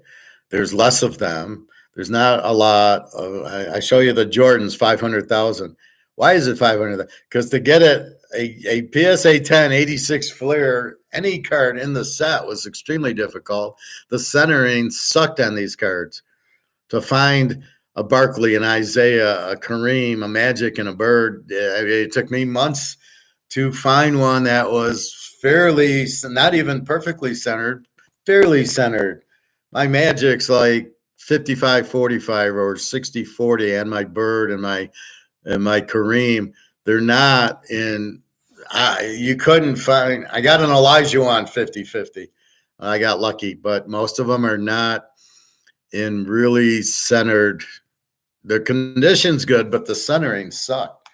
So because the Jordan 10 is so hard to find, there's not a lot of them, and because it's limited, it's worth a lot. Not because it's Jordan. And like before COVID, it was only worth 15,000. So imagine buying that for 15 grand. Now it's worth 500. But that's not the rule. That's the exception. Most of them don't do that. But like the Montana, I bought it, probably paid less than $100 at the show. We looked for months to find a good centered one because those are not greatly centered. And the 82s were. I got a couple of 82s that are perfect and a couple of 82 Paytons. I bought them for $5 and they're worth, $1,000 each. But I knew that. I knew a 10 Payton in that set would be worth a lot, as the Montana is. But the 81 Montana was extremely difficult to find centered. So that's why when it's a PSA 10, it gets 125. There's probably only 10 or 15 of them that are 10s. So again, it gets to limited. It's worth a lot. So when I tell you this, it's not limited and it's not worth a lot because it's not limited if we just go off of the baseball cards. So it all ties in. And it's the same thing with girls. You find that special one, she's very limited. There's not a lot of girls like that. And I think they see that in me on the reverse side. Once they spend time with me and they realize I'm honest and I'm safe and I'm nice and very nice to be around, they start going, well, this guy's very stoic. He's very limited. I want to be with this guy. And I get that a lot. Where they really want to be with me because I'm so rare. I'm not yelling at them. I'm not telling them what to do. It's do what you'd like and be nice, have a good time. And if they need money, I give them money, it's a dream, right? But you understand, I know what I'm doing, but I'm fine with it. I don't have a problem with it. You don't have the dive card. What dive card? I'm sorry. What are we talking about? The dive card. Keep in mind, I changed subjects very quickly. The Bobby Orr dive card. Is there a dive card? I don't think I've ever seen it. I have the 70, the 71, the 72. Was it a Topps or O-Pee-Chee or what? I had a picture of him diving, but it was just a picture. But I left it in Alabama with all my pictures because the movers, we had a disagreement. So I told them to fuck off. They kept trying to nickel dime me going, oh, well, wait, we're only authorized for 300 square feet and you got 500 square feet. So it's going to be an extra 10 grand. Fuck you. The quote was made for how many bedrooms, how many boxes. So it should be, I'm preparing to spend 2 grand on the move. You want to charge me 3 grand on the move, and you can't even prove how many square feet. So fuck off. But there's a Bobby Orr website where you can easily order it. Probably not for a lot, or even autographed by Bobby. It's probably not a lot. Yeah, it's the photo. I had the photo, but I don't remember a dive card. I got most of them. He's in a lot of, now the cards that you don't realize are worth a lot are the Bobby Orr assist leader, and he's in with Esposito and Hodge, the 3 of them, but Bobby Orr's in the card, or Mickey Mantle is in the card. And, even though it's home run leaders, Mantle and Harmon Killebrew and whoever, and that's what you don't realize. So you go, well, it's not his card. But if you get a nice 9 or 10 of those cards, they're worth a lot. Well, I showed you there's that Mickey Mantle home run, and it's $40,000, and it's really just part of the set. So Bobby Orr has a lot of assist leader, goal leader, point leaders, which I got just because it was like I wanted to get all the Bobby Orr cards, and worth. They're starting to get up there, especially the 10s. They're 10 grand, and you're like, fuck, So I got this. I got the one with the oval. I think it's 1970, and then the orange one, I think 73. There's even the one on SO. I got that one, and then the Blackhawk one at the end, which is still has a value, but it's not. I want to see him in the Bruin uniform. I thought that was the strangest thing when he went to Chicago, and they offered him ownership in the Bruins, and the guy didn't tell him. It's like, and when they ask him now about it, he goes, "Well, I don't like him. It's one of those things." And he kind of has a good attitude, or he's one of those positive negative people, where they. I can't think of the word, but they're like passive aggressive. He's laughing, ha ha, but he's probably pissed off at this guy for not telling him he could have ownership of the Bruins, which he'd be a multimillionaire right now. Anyway, I know he does have a Bobby Orr an Instagram, a store or something. Well, you can probably meet him at the store. It's probably in Oshawa, where he's from, or Prairie Sound, or wherever. I know he's got a store. You could probably meet him. He'd probably be the nicest guy you ever met in your life, besides me, of course. There was a story I was listening to when Gordie Howe died. It's on the radio here. People were remembering him. And this one guy said, yeah, we were waiting for him after the game, and I had a hockey stick. I guess he brought a hockey stick to the game. And he wanted a Gordie Howe autograph. And then the story goes, well, some guy came up and said, well, how about if you take my autograph? And the dad was starstruck and said, of course. And he ends up showing his son, oh, Bobby Orr just signed your stick. And the guy was upset because he wanted Gordie Howe's autograph. And then, then he realized, oh, fuck, it was Bobby Orr. So, yeah, that was quite the story. But that's how Bobby Orr was. It was like Frank Thomas. I brought 2 scorecards, like this, to a Tiger game, 2-0 cards. And he signed them both. And I go, you're a nice guy. I mean, it was like he was the nicest guy you ever met, Frank Thomas. But yeah, it's got to be hard. Well, like somebody came and said they met Mickey Mantle at a card show. I don't remember who that was. The other day, one of our students. So he, Mantle used to do card signings after he retired, and he was making a lot of money at it. And so you could meet Mickey Mantle, which I don't even know if you could talk. Hey, what's your name? I don't know. Like I'm in a different time warp right now. That would be hard to meet Mickey Mantle.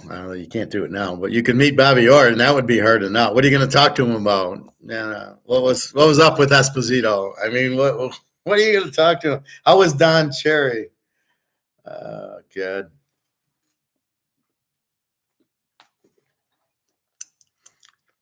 But he changed the game, and how people can say Nick Lindstrom's a better defenseman is ridiculous. But that's the point now.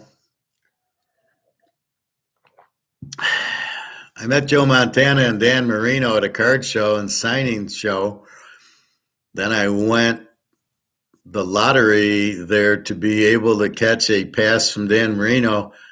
I caught it in my chest. That must have hurt. Well, maybe he didn't throw it that hard. Okay. Montana seems real nice. Marino could have a little flack on him, but I would have got them both to sign. I would have brought some card that I could get them both to sign. And then that would have been, then go get Jerry Rice. And then you have a nice like ball, maybe a football where Montana could sign it, Marino, Rice, get Lawrence Taylor in there. You'd have a very valuable card. He gunned it because I had well, yeah. Okay. I would have gunned it too. Yeah, not too smart wearing a Jets jersey to meet Marino and Montana. Yeah, he probably hated you.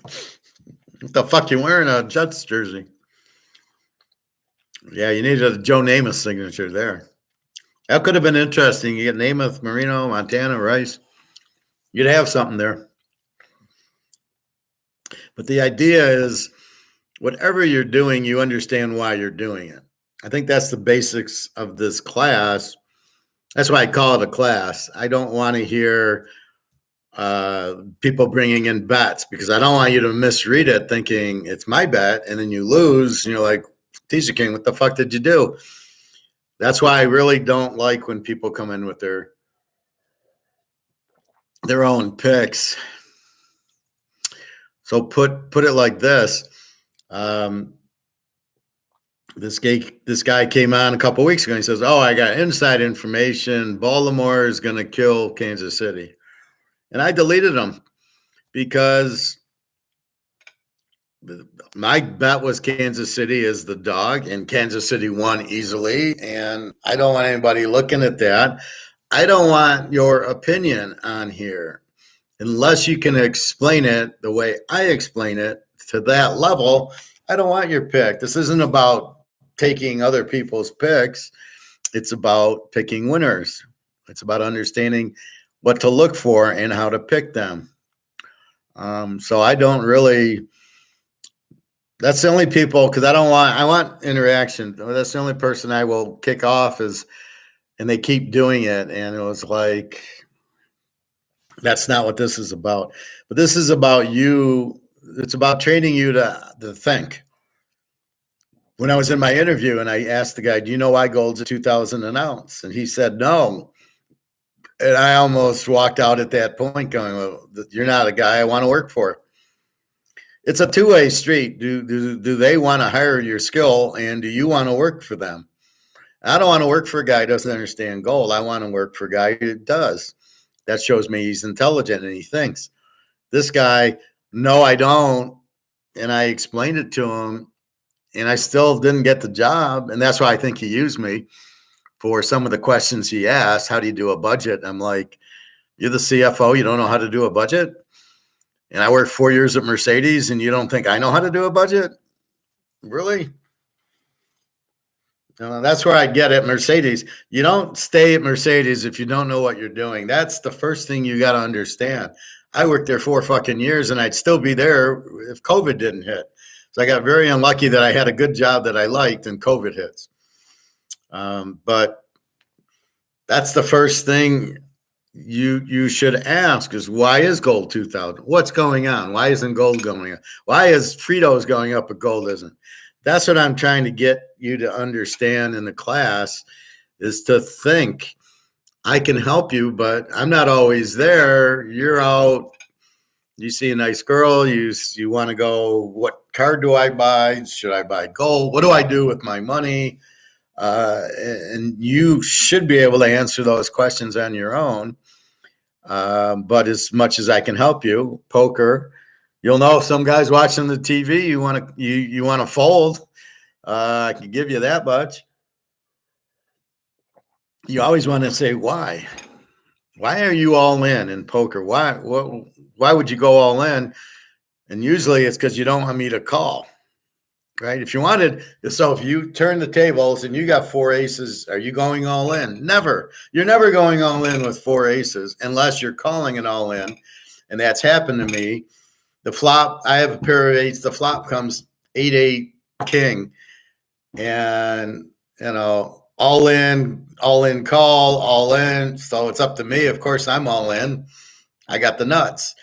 But I didn't bet all in. I called all in. But you would never go all in because you want to make as much money as you can. So you'd want to make a decent sized bet that would get a call. I mean, that's the object in it, right? I finally got the hand. I'm not going to go all in and have everybody fold on me. I got 4 8s. I won $10. Well, that's why you check it or you make a $50 bet. So you always want to ask questions. You always want to be curious, and you always want to try to get the answer to it. So you want to be very intuitive, very analytical. But I'm that way by nature. I've always been that way. That's why I picked football. I started in the 60s with Joe Namath and the Packers and all those teams. I remember the Jets Super Bowl and the Kansas City Super Bowl. It was very intuitive. Well, why should I bet the Jets? The Jets game was fixed, unfortunately. The owner of Baltimore bet like $1 million on the Jets to win. Amazing that we've had fixed games all the way back then. But basically, you want to ask that question. Why is Fritos $5? Go to the grocery store. Fritos are $5 for a bag and go, why? And it ain't because Fritos raised the price. It's the dollars dropping in value. It now takes $5 to buy what it was for $2.50. And that's really the point of it, is the dollar's collapsing. And if the dollar collapses, then you ask yourself, how do I protect myself? And the answer is to get out of the dollar and to buy a real asset. And then it's a mantle card, but you want gold and silver first, because at the end of the day, the gold you don't need to sell to get money. That is the money. Where the mantle card you're going to need to sell to use it. So you can maybe buy a house with the mantle card, but you can buy a house with the gold.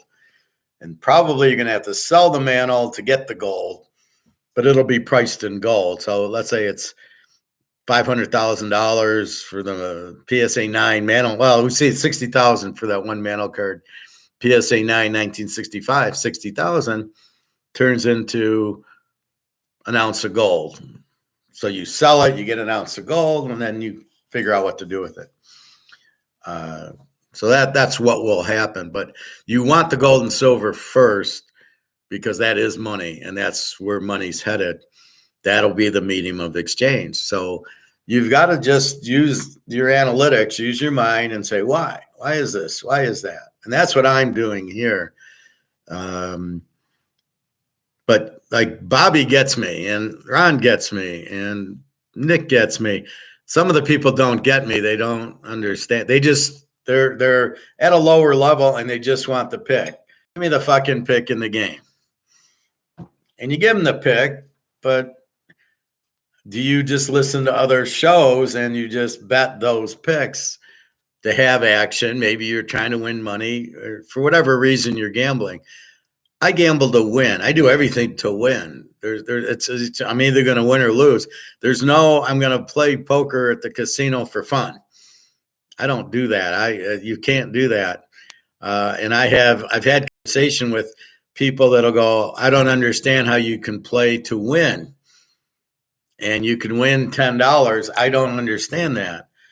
Well, a lot of it is if I quit winning $10, it's a positive experience.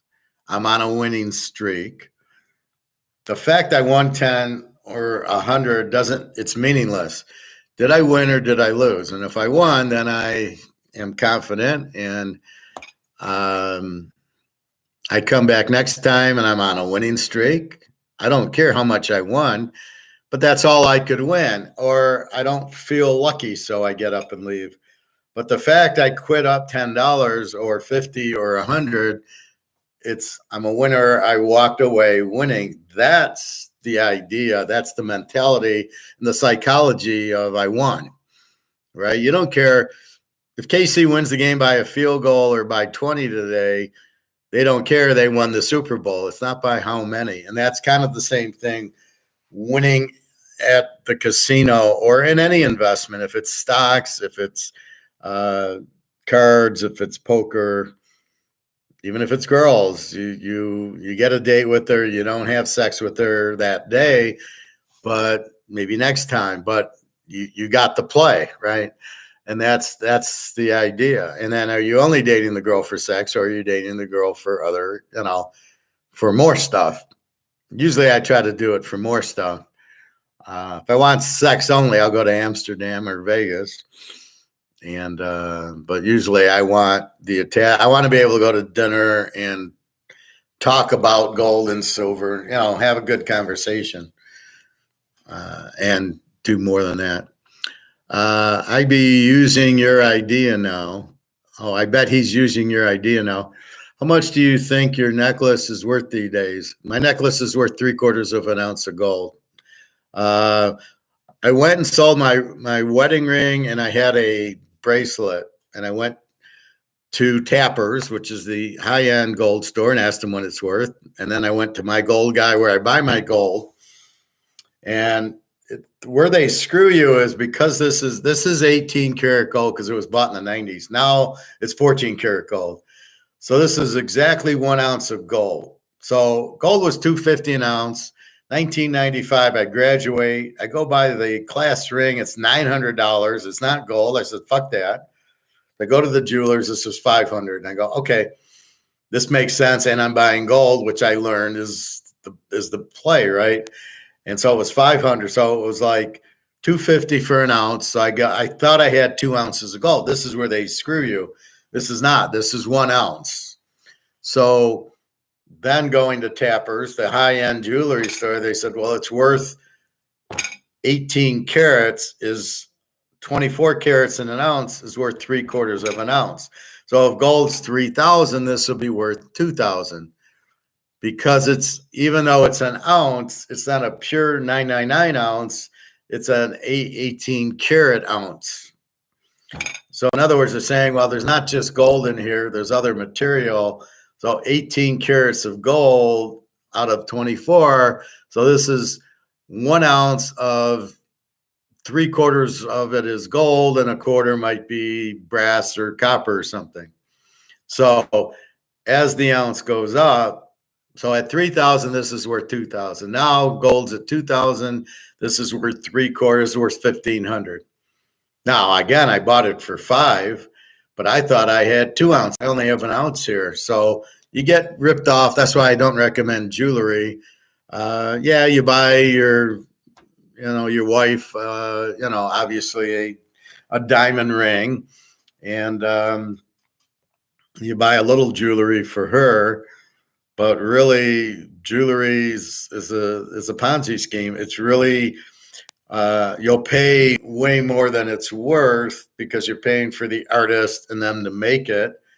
That's why when we go buy the gold coins, we just want the gold.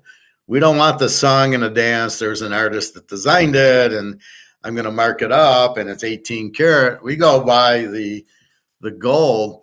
It was funny. The lady at the bank says, well, is the gold coin 18 karat or 24 karat? So I asked that question at my store, and he says, The coins aren't carats. It's 1 ounce of gold is 1 ounce is not carats.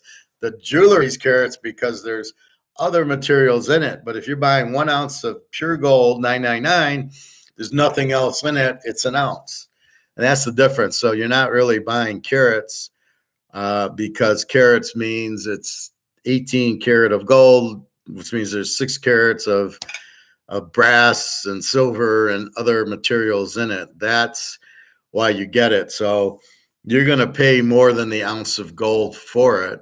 So if gold's $2,000, we'll keep it simple. You go buy your wife a gold necklace, you're going to pay $3,000 for it. But wait, it's only an ounce of gold at 18 carats, or probably 14 now. So it's not even, so you're paying $3,000, but if you want to turn it in, you're going to get 18 karat of whatever the spot is. So it's really a ripoff, the jewelry. So I give Jenna the coins, and she gets a little like, I want a ring, or I want a necklace, and you're like, just let the gold go up, and then you can go buy the jewelry. She doesn't get that I'm giving her coins. They're worth a lot more than the jewelry. She will get it, but right now she doesn't. So as it starts going up, she'll go, oh, now I get what you were doing. But right now she's looking at it as a girl going, well, I want a ring, she says. That's funny. So right now, 1,500. They may mix it to make it harder so it's not soft. I understand why they do it, but in other words, so I want 1 ounce of gold in this, but I think I do have 1 ounce of mixed gold in it. Or actually, no, I've got, this is 1 ounce, but it's 18 carats of gold and 6 carats of other material. So if you want 1 ounce of gold, you're going to pay a lot more. So in other words, you can go to the store or eBay and get for $2,100 a 1 ounce gold coin. But if you go to the jeweler for the 1 ounce, you're going to pay $3,000 for it. Hence the Ponzi scheme. You're paying more for the jewelry than you are for the gold. And so we only want the gold. We want the pure gold. We want 1 ounce pure gold, 999. That's what we want. So then we walk away with the ounce of gold. We don't want anything else, right? We're not looking for the other stuff. And I think that's the biggest why I tell you to buy the coins and why I keep you away from the jewelry. I told that to my friend Julia, one of the head lifeguards at the club. She understands gold and silver, so I'll talk to her, right? The others I just can't have a conversation with. So I gave her 10 ounces of silver, and I said, by the way, be careful. You don't want jewelry. You'll never get your money out of from a purely financial standpoint. You don't want the jewelry. You want the pure coins. I'm a girl and I like wearing jewelry, then you get her jewelry, but you're getting fucked on it. But that's the difference. So that's why it's better to give roses. You don't get too fucked. So Daria's roses are basically $285 a rose. So I'll send her for 11, not 12, not a dozen. But we'll see. Anyway, so you're much better off buying roses than you are buying jewelry. I had bought my ex-wife a beautiful sapphire necklace, which wasn't too expensive. But again, the prices of sapphires, I don't know the precious diamond. There's diamond, sapphire, ruby, emeralds. I don't know what those values are. They should be pretty good. They should be assets. As the dollar goes to zero, they should keep a value too. But again, the only problem with those assets, the cards, the diamonds, the gold, the silver, the diamonds, rubies, sapphires, and emeralds, you can't use them for money. You kind of can. In other words, if it's a ruby, if it's a nice ruby, could you buy a house with it? You got to get it inspected and you got to see what the value is. How is the cut and clarity and whatever. Where gold's gold. An ounce of gold is worth, it's worth the house. You don't have to do all that. So you get a sapphire, let's say, or a diamond.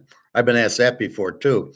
They'll all have the value, but you'll have to go through the next step, which is getting them the grade determined, cut, clarity, the 4 C's, and color is one of them. Cut, clarity, color, and something else. And that's really the problem. You'll have to go through all that to see exactly what they're worth. And then, because things won't be priced in dollars, can I buy a house with the diamonds? And I suppose if people like the diamonds, the difference is gold will be money. Everybody will like gold. There'll be more demand for it. The price will be higher. That's the difference. So you want to buy gold and silver, and then kind of diversify off into the cards, into the gold, into the diamonds and the sapphires and rubies and stuff like that. But you want real assets. Real assets will protect you. And you just want to avoid dollars that are printed. You want to avoid anything printed without backup. So you don't want dollars because they're not backed by gold. They're not backed by anything. They're backed by the government. How do you trust the government? So that's the thing. Here, we don't really need it. This is backed by, there's only 50 of them. So we're okay. The fact we know it's limited. The numbering keeps it limited, where this, of course, is not numbered. So you don't know how many there are. You don't know the value of this dollar. I can tell you gold is $2,050, right? Because that's what the spot is. How much is the dollar worth? You have no idea because they don't price the dollar. So you don't know what the dollar is worth. You only know what it's worth against the yen or the euro or the ruble or whatever, but that's all fiction also. That's not a real price of gold or of dollars. It's how a dollar is, so the dollar gets you 91 rubles, but you don't know that either of those are real. Those aren't real. Those are all fixed at whatever price they want to tell you they're at. It's all a Ponzi scheme. The whole banks in Wall Street is a Ponzi scheme. So at least understand it isn't real. That'll help you understand the stocks being manipulated, the real estate trust, everything like that, your money in the bank, your CDs, your money markets, your annuities. It's all bullshit. The dollar's all bullshit. This isn't worth anything. So you're going to get 9%. So the guy asked me for an annuity. He says, you can get 9%. I go, but I'm still in the dollar. I'm not off the Titanic. I don't want to be in this. And then when the Yankee Doodle Dandy guy says, well, people will be selling their silver at $50 an ounce, what are they going to do? Go back on the Titanic? The Titanic's sinking. I'm going to sell my silver to get back on the Titanic. Oh, I'll have $50. Well, what's $50 worth? Nothing. So I just traded in a 1 ounce silver worth $50, and I traded in to get more dollars. That doesn't make any sense. You're trying to get out of the dollar. You're trying to get off the boat. Why would you, oh, wait, the boat's sinking. I want to get back on. Oh my God. This is where I get frustrated, is these people come across and you think they know what they're talking about, and they throw you curveballs and you don't learn anything from them.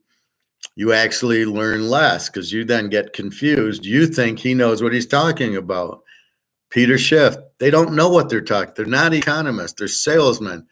Buy gold because I sell it and I make money off of you. Well, that doesn't teach you anything. And so therefore,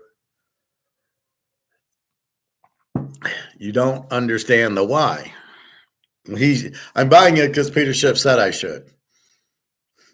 Do you trust Peter Schiff? Why do you trust him? Does he explain? No. So why would you trust him? Andy Scheckman, he sells gold. Does he explain? No. Oh, a lot of people are buying it. Well, we are aware that the central banks in every fucking country but the US is buying tons and tons of gold. Huge demand. Why isn't the price going up? Which he doesn't tell you. When will COMEX blow up? Doesn't tell you. Doesn't tell you about the Russians and the Chinese having all this gold. So you're in the dark going, wow, a lot of people are buying it. We don't know why, and we don't know the price, and we don't know when COMEX will blow up, who keep the price down. We only know a lot of people are buying it. Well, what kind of information is that, Andy Schechtman? He doesn't get it. He's clueless. Maloney doesn't get it. He's clueless. He's not even an economist. He said he learned from Kawasaki. What was Kawasaki? He doesn't know it either. He just talks about my dad and Monopoly or something. I listened to about a half hour of his bullshit, and I said, okay. He doesn't know what he's talking about. So it's very hard to find people, which is confusing to you because you're trying to learn it, but you can't dissect what they're talking about because they don't know. And you have to determine, do I want to listen and trust this guy or not? And that's really the bottom line is, do I listen to him or not? Picking football games we do on our own. We don't listen to anybody. Well, you listen to me, but I give you the answer so you could explain it to your wife. Well, I bet on Kansas City because of Mahomes. And she'd go, oh, yeah, okay, that makes sense. But you got to understand why you do everything with financial, right? Even with women, even at poker, you have to understand what the game is. And it's all a game. And I've done videos on games. And so that's what we're looking at. So, but it's funny how everything blends together. Economics blends into collecting, into football, into gold, into silver. It's fascinating, what Adam Smith did by perception, seeing how people act and react. And that's really what I'm doing is the same thing. People, because they don't know and they're being told by 12 different people, won't buy gold, no buy oil stocks, or, I've talked to people. I'm in Amazon stock. It never goes down. I pull it up. It's down $10. Well, okay, but it looks like it just dropped from 130 to 120. And what are you going to do when the stock market crashes? So basically, I'm out of the stock market because it will crash. And it's just like gold will go up. The stock market will crash. We just don't know when. And it's funny how people ask, well, when's it going to happen? Like, how can you answer? It's like watching the football game today. And, okay, KC will score 20 points, let's say. I'm saying 20-10. And somebody goes, well, when will they score their touchdowns? And you're like, I don't know. In the 4 quarters, they will get 2 touchdowns.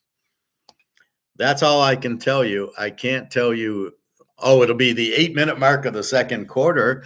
That's kind of what you're asking when you ask that question. It's the same thing as when will gold go up. We don't know, but we know it will. But we can't tell you the date and time. Ron, how much do you think? Okay, they mix it to make it harder. Yeah, can you have a 10th coin made into a charm like you did for your ex? I suppose you'd have to find a jeweler who could do it, but normally they have people, like if you went to a jewelry store, they obviously, like if you went to Tappers, which is really high end, and said, I want to make something, well, they make necklaces and bracelets and stuff. They make them all the time. So that would not be a difficult thing to do if you gave them the stuff and they gave them that. How much it would cost, I don't know. But if you make it into a charm, I'm not sure you'd want to. Well, you'd have to drill a hole in it, which is going to hurt it. But yeah, I mean, if you want to do that, I certainly you should be able to. That's how they make everything. They take the diamond. I was at the Diamond Exchange in Amsterdam, and they take this big diamond and they kind of cut it and make earrings and make, necklaces and everything out of that big chunk diamond. So yeah, they are making things. So they should be able to make it for you. Absolutely. But yeah, they can make just about anything. Now, the thing with diamonds there's the synthetic man-made diamond and the real diamond. And the question is, the real diamond's $6,000 and the synthetic man-made is like $1,000. And you don't want to lie to your fiance if you get her a diamond ring, but you do want to say, hey, this is synthetic, but it's it's 6,000 for a real one and 1,000 for the synthetic. So if I get you the synthetic, as far as you know, and everybody, you'll know it's not real, but everybody will think it's real. And if you're buying it to show your girlfriends, I got a diamond ring, nobody will know the difference. And then we'll have $5,000 more that we can, go on trips and stuff. So keep in mind, they do make the man-made diamonds, and they are much cheaper. I think that's the stupidest monopoly I've ever heard of is the Bears. They have the monopoly on diamonds, but there is no demand for them. The only demand for a diamond I see is for the wedding. The woman wants the diamond ring because it's that's what she's expecting. And you could probably give her the synthetic, don't say anything, but you don't want to lie to get married. So you'd have to tell her. But after that, what's the demand for diamond? There isn't one. The demand for gold is because I got to get out of money and I want to buy money that can't be printed. So I buy gold and silver because it's real money and it's going to go up in value. But I don't buy a diamond for money because it's not really a medium of exchange. It's not, that type of thing. So I'm not sure why you would get diamonds, but that's a stupid monopoly because they make the price too much. You can't have a monopoly on something that nobody wants or nobody needs. It's got to be a want. It's got to be a need, actually. So I need money to eat. So boom. And that's really what you have. That's the problem. This is the governmental monopoly. The Federal Reserve is a government bank that is the only one that can print this money. So you've given the most important thing, money, to the government and given them a monopoly for it. It's insane. That's the problem with it, right? And see, with gold, there is no monopoly because they make the gold coins and everybody can sell them, and you can buy them on eBay or on SD Bullion, or you can go to my gold store and buy them there. So, and the price is kind of fixed by JP Morgan to stay low for some reason. They think that if they keep the price low, you'll stay in dollars. How naive they are. But that is a monopoly that is government run, which is the worst monopoly that you can have.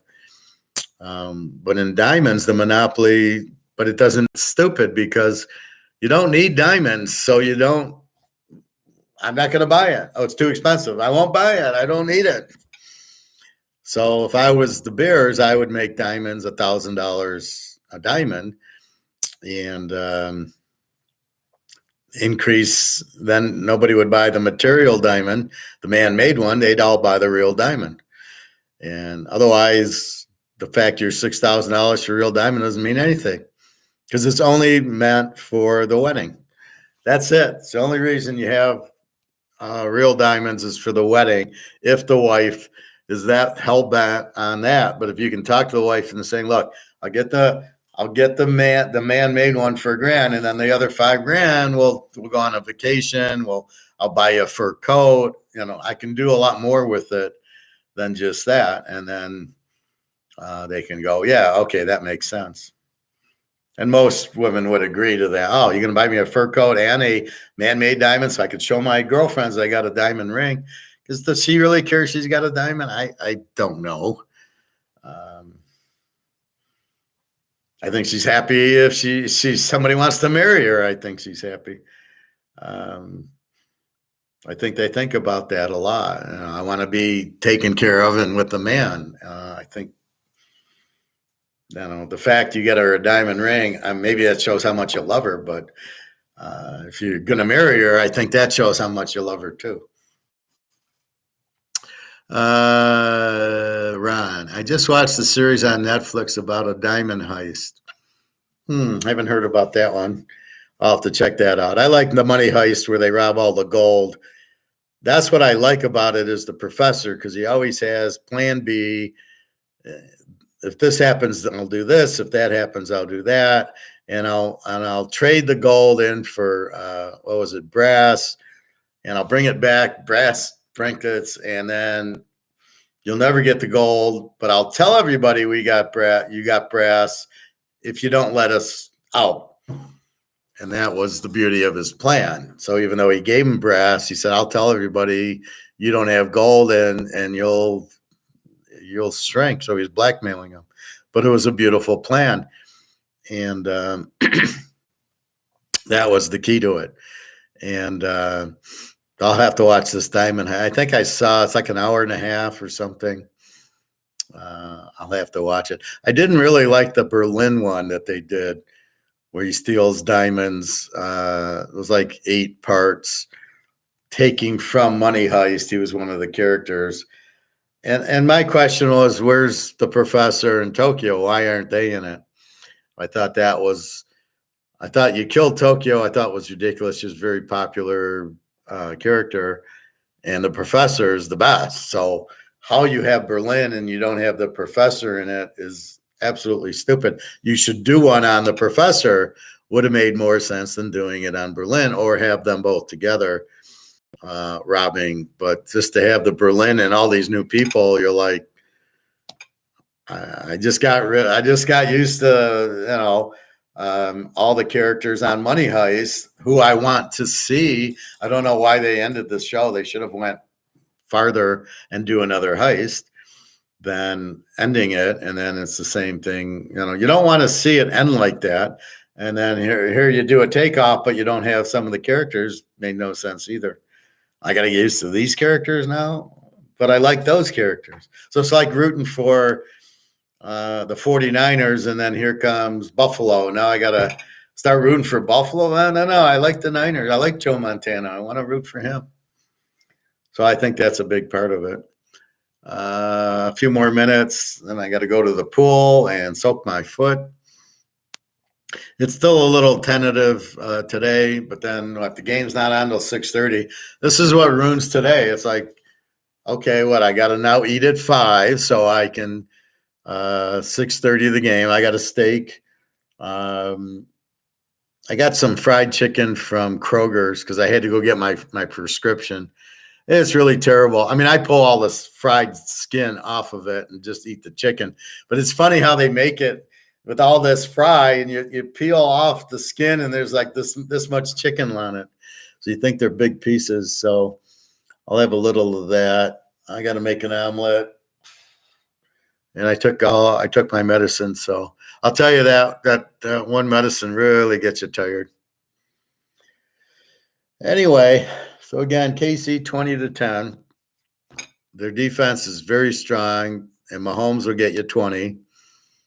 And that's really how you read the game. You always go to the best player, and it's Mahomes by a mile over anybody on the Niners. Brock Purdy hasn't really won anything. At Ohio State, he beat Oklahoma or Texas or something. Won some big games there. Wasn't bad. Didn't throw a lot of touchdown passes or a lot of interceptions. He was okay. He's a backup. He's playing good for the Niners in their scheme, but he's not.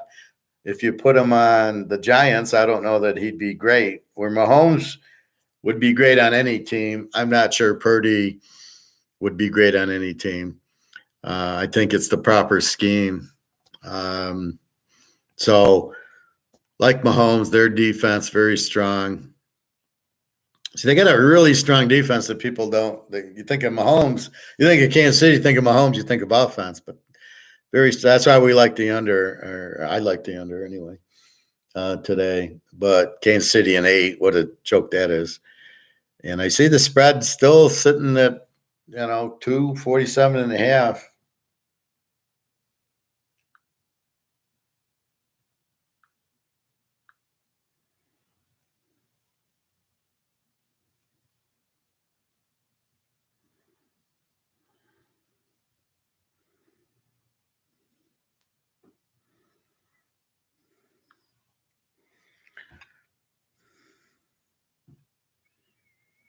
Yeah, it's still 2. There's a few 1.5s. There's a few more 1.5s. People are betting KC. And let's see, 47. There's a 46.5 and 47s. So the under is being bet a little bit. And we'll look at injuries real quick. And we've got KC, Chocolate Eclairs playing. He's probable. Rice is probable. I know he went questionable, but he's probable. The defensive end hurt his knee, so he's out. Moore and Tony are wide receivers playing. Pacheco, probable with the toe. I guarantee he's playing. Chris Jones, probable with the quad. I guarantee he plays. He's playing hurt, but he should be, out there. And nobody else. And then we get to Frisco. Armstead is probable, which I knew. He was questionable with the foot. Linebacker Burks, I don't know. Cornerback Thomas, probable. Kittle, probable with a toe. And that's it. So they have very few injuries, Frisco. So we weren't really worried about injuries anyway. And I think that's it. So again, I brought it up to you. I had messed up on my Teaserking where I put over. I changed it 5 days ago. I put over and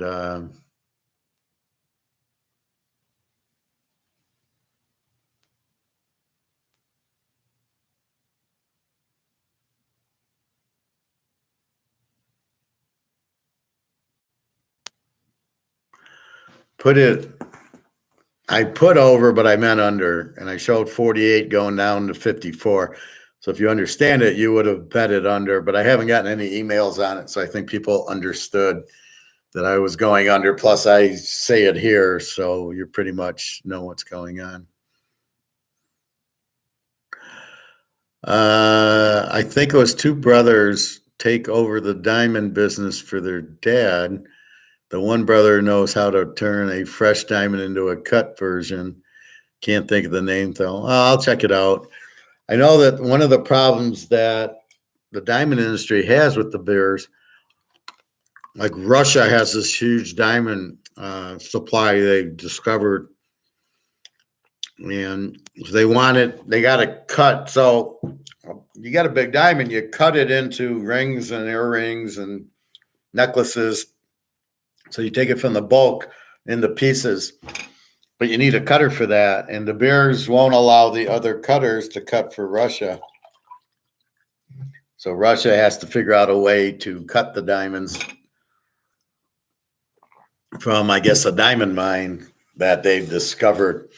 They've got a lot of diamonds in Russia. Russia has a lot of gold and silver and diamonds and natural gas and oil. That's the big thing about Russia. But Putin, I don't think, is a really good economist or really good business person. I think he wants to do business, but he just wants to sell the oil and everything. So they blew up the pipeline. Well, what did he do? Did he fix it? I mean, he needs it to send oil and natural gas to Europe, and they get paid for it. So you think he would have fixed it. So I don't know. Did he attack the U.S. for doing it? That's the question that whatchamacallit should have asked them, right? Okay, the U.S. blew up the Nord Stream pipeline. What was your retaliation to them? You're not going to let somebody blow it up and not retaliate. So missed that part of the question, right? So those are a lot of the problems with this Mayfield interviewing him. Well, I'll look for it. Interesting. Nothing will beat Money Heist. Because you like the characters, but they actually got away with it, right? they won. The bad guys won, and that's what you like about it. But it was nice bad guys, smart bad guys. Right? They won because they were smart. So you like smart people winning. But it's very rare. But then I start seeing these heist shows come on, right? Because everybody liked it, but they didn't. Again, you got to understand why they liked it. It's sort of like understanding a quarterback to draft, like golf. Golf's a choker, but you got to understand he's a choker. Big game, he doesn't show up. And second half of the Niner game, didn't show up. The Baltimore game, didn't show up. Where was he against the Packers and the Bears? Didn't show up. Why not? Right? I mean, that's you got to. So against the weak teams, he throws for all these yards and he looks like superstar. But when it's not there, he folds. That's what you got to understand and pick from Jared Goff. That's why I say bring up Hooker. Hooker showed up against Alabama. That's what you look for. That's why I question Drake May. He only had 2 hard games, Clemson and NC State, and he didn't show up against either of them. All right, he beats Duke, he beats Pitt, beats Miami. These are not good teams. So beating them is not a big deal, but when you play Clemson, that's what you need to do to win. And that's what when Hartman, when he was at Wake Forest, played Clemson, he showed up. They were like 45-45, and they went to overtime.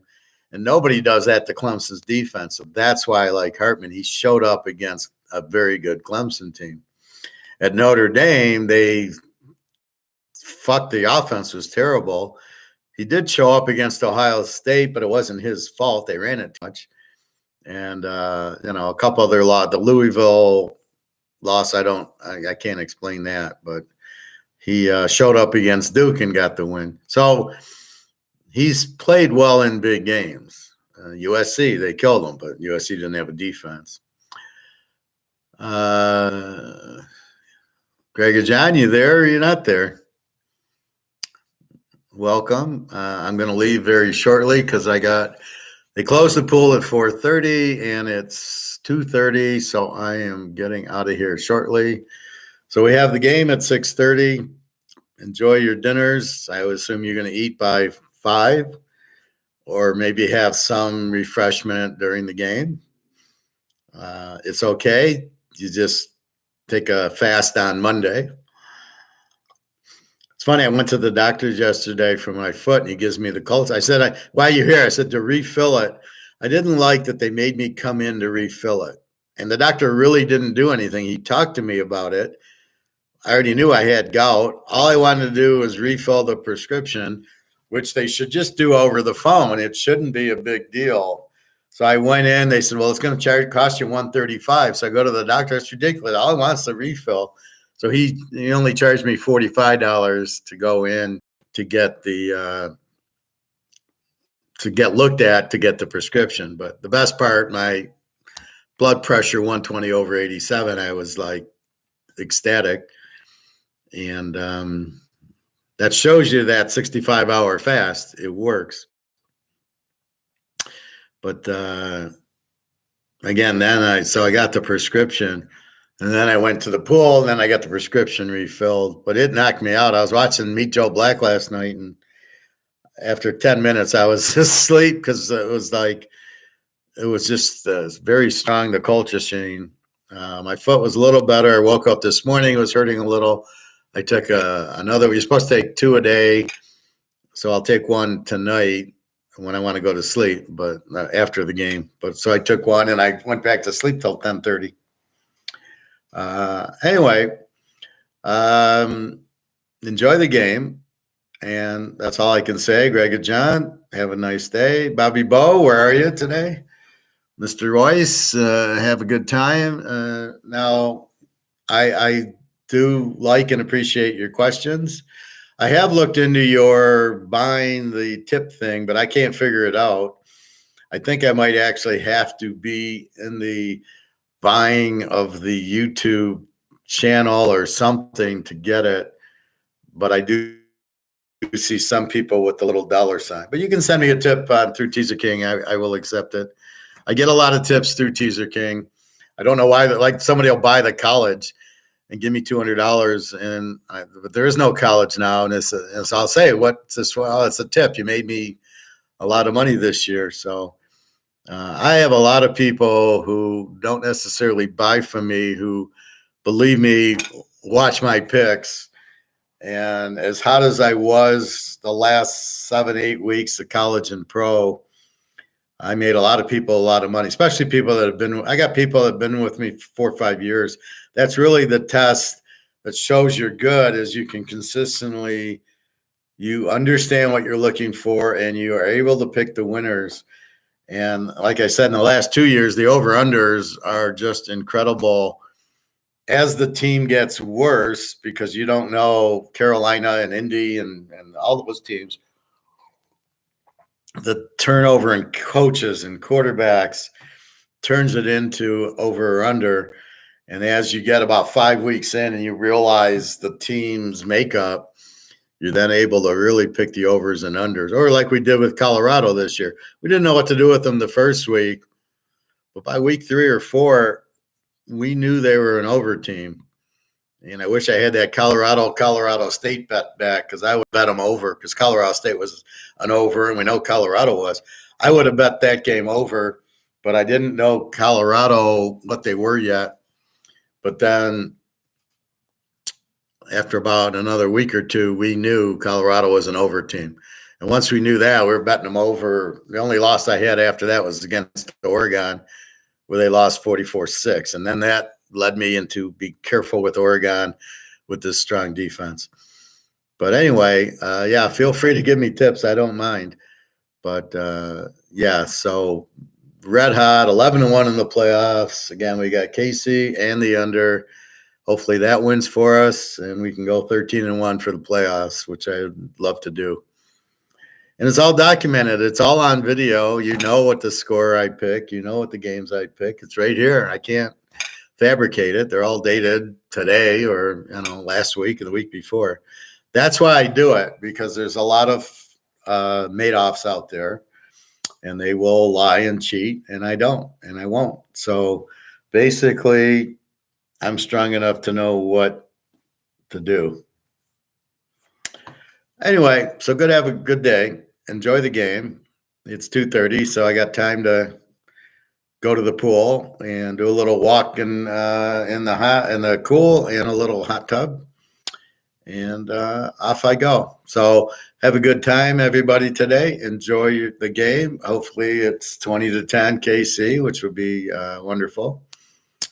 And that's about it. Bobby Bo, have a good day wherever you are, and take care.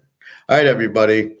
Remember, you're trying to understand so you can explain it to your spouse what you're doing. And if you are at the point you can explain why I'm buying gold and silver, why I'm buying cards, why I'm buying real assets, why the dollar's going to zero, then you're 90% home, and that's how you need to think. You got to understand what's going on and why you do what you do. And if you can understand, you can do that and explain it, you're way, way, way ahead of 99% of the people. So anyway, have a wonderful day. KC 20-10. We'll see. All right. Take care, everybody. Have a great day. www.teaserking.com.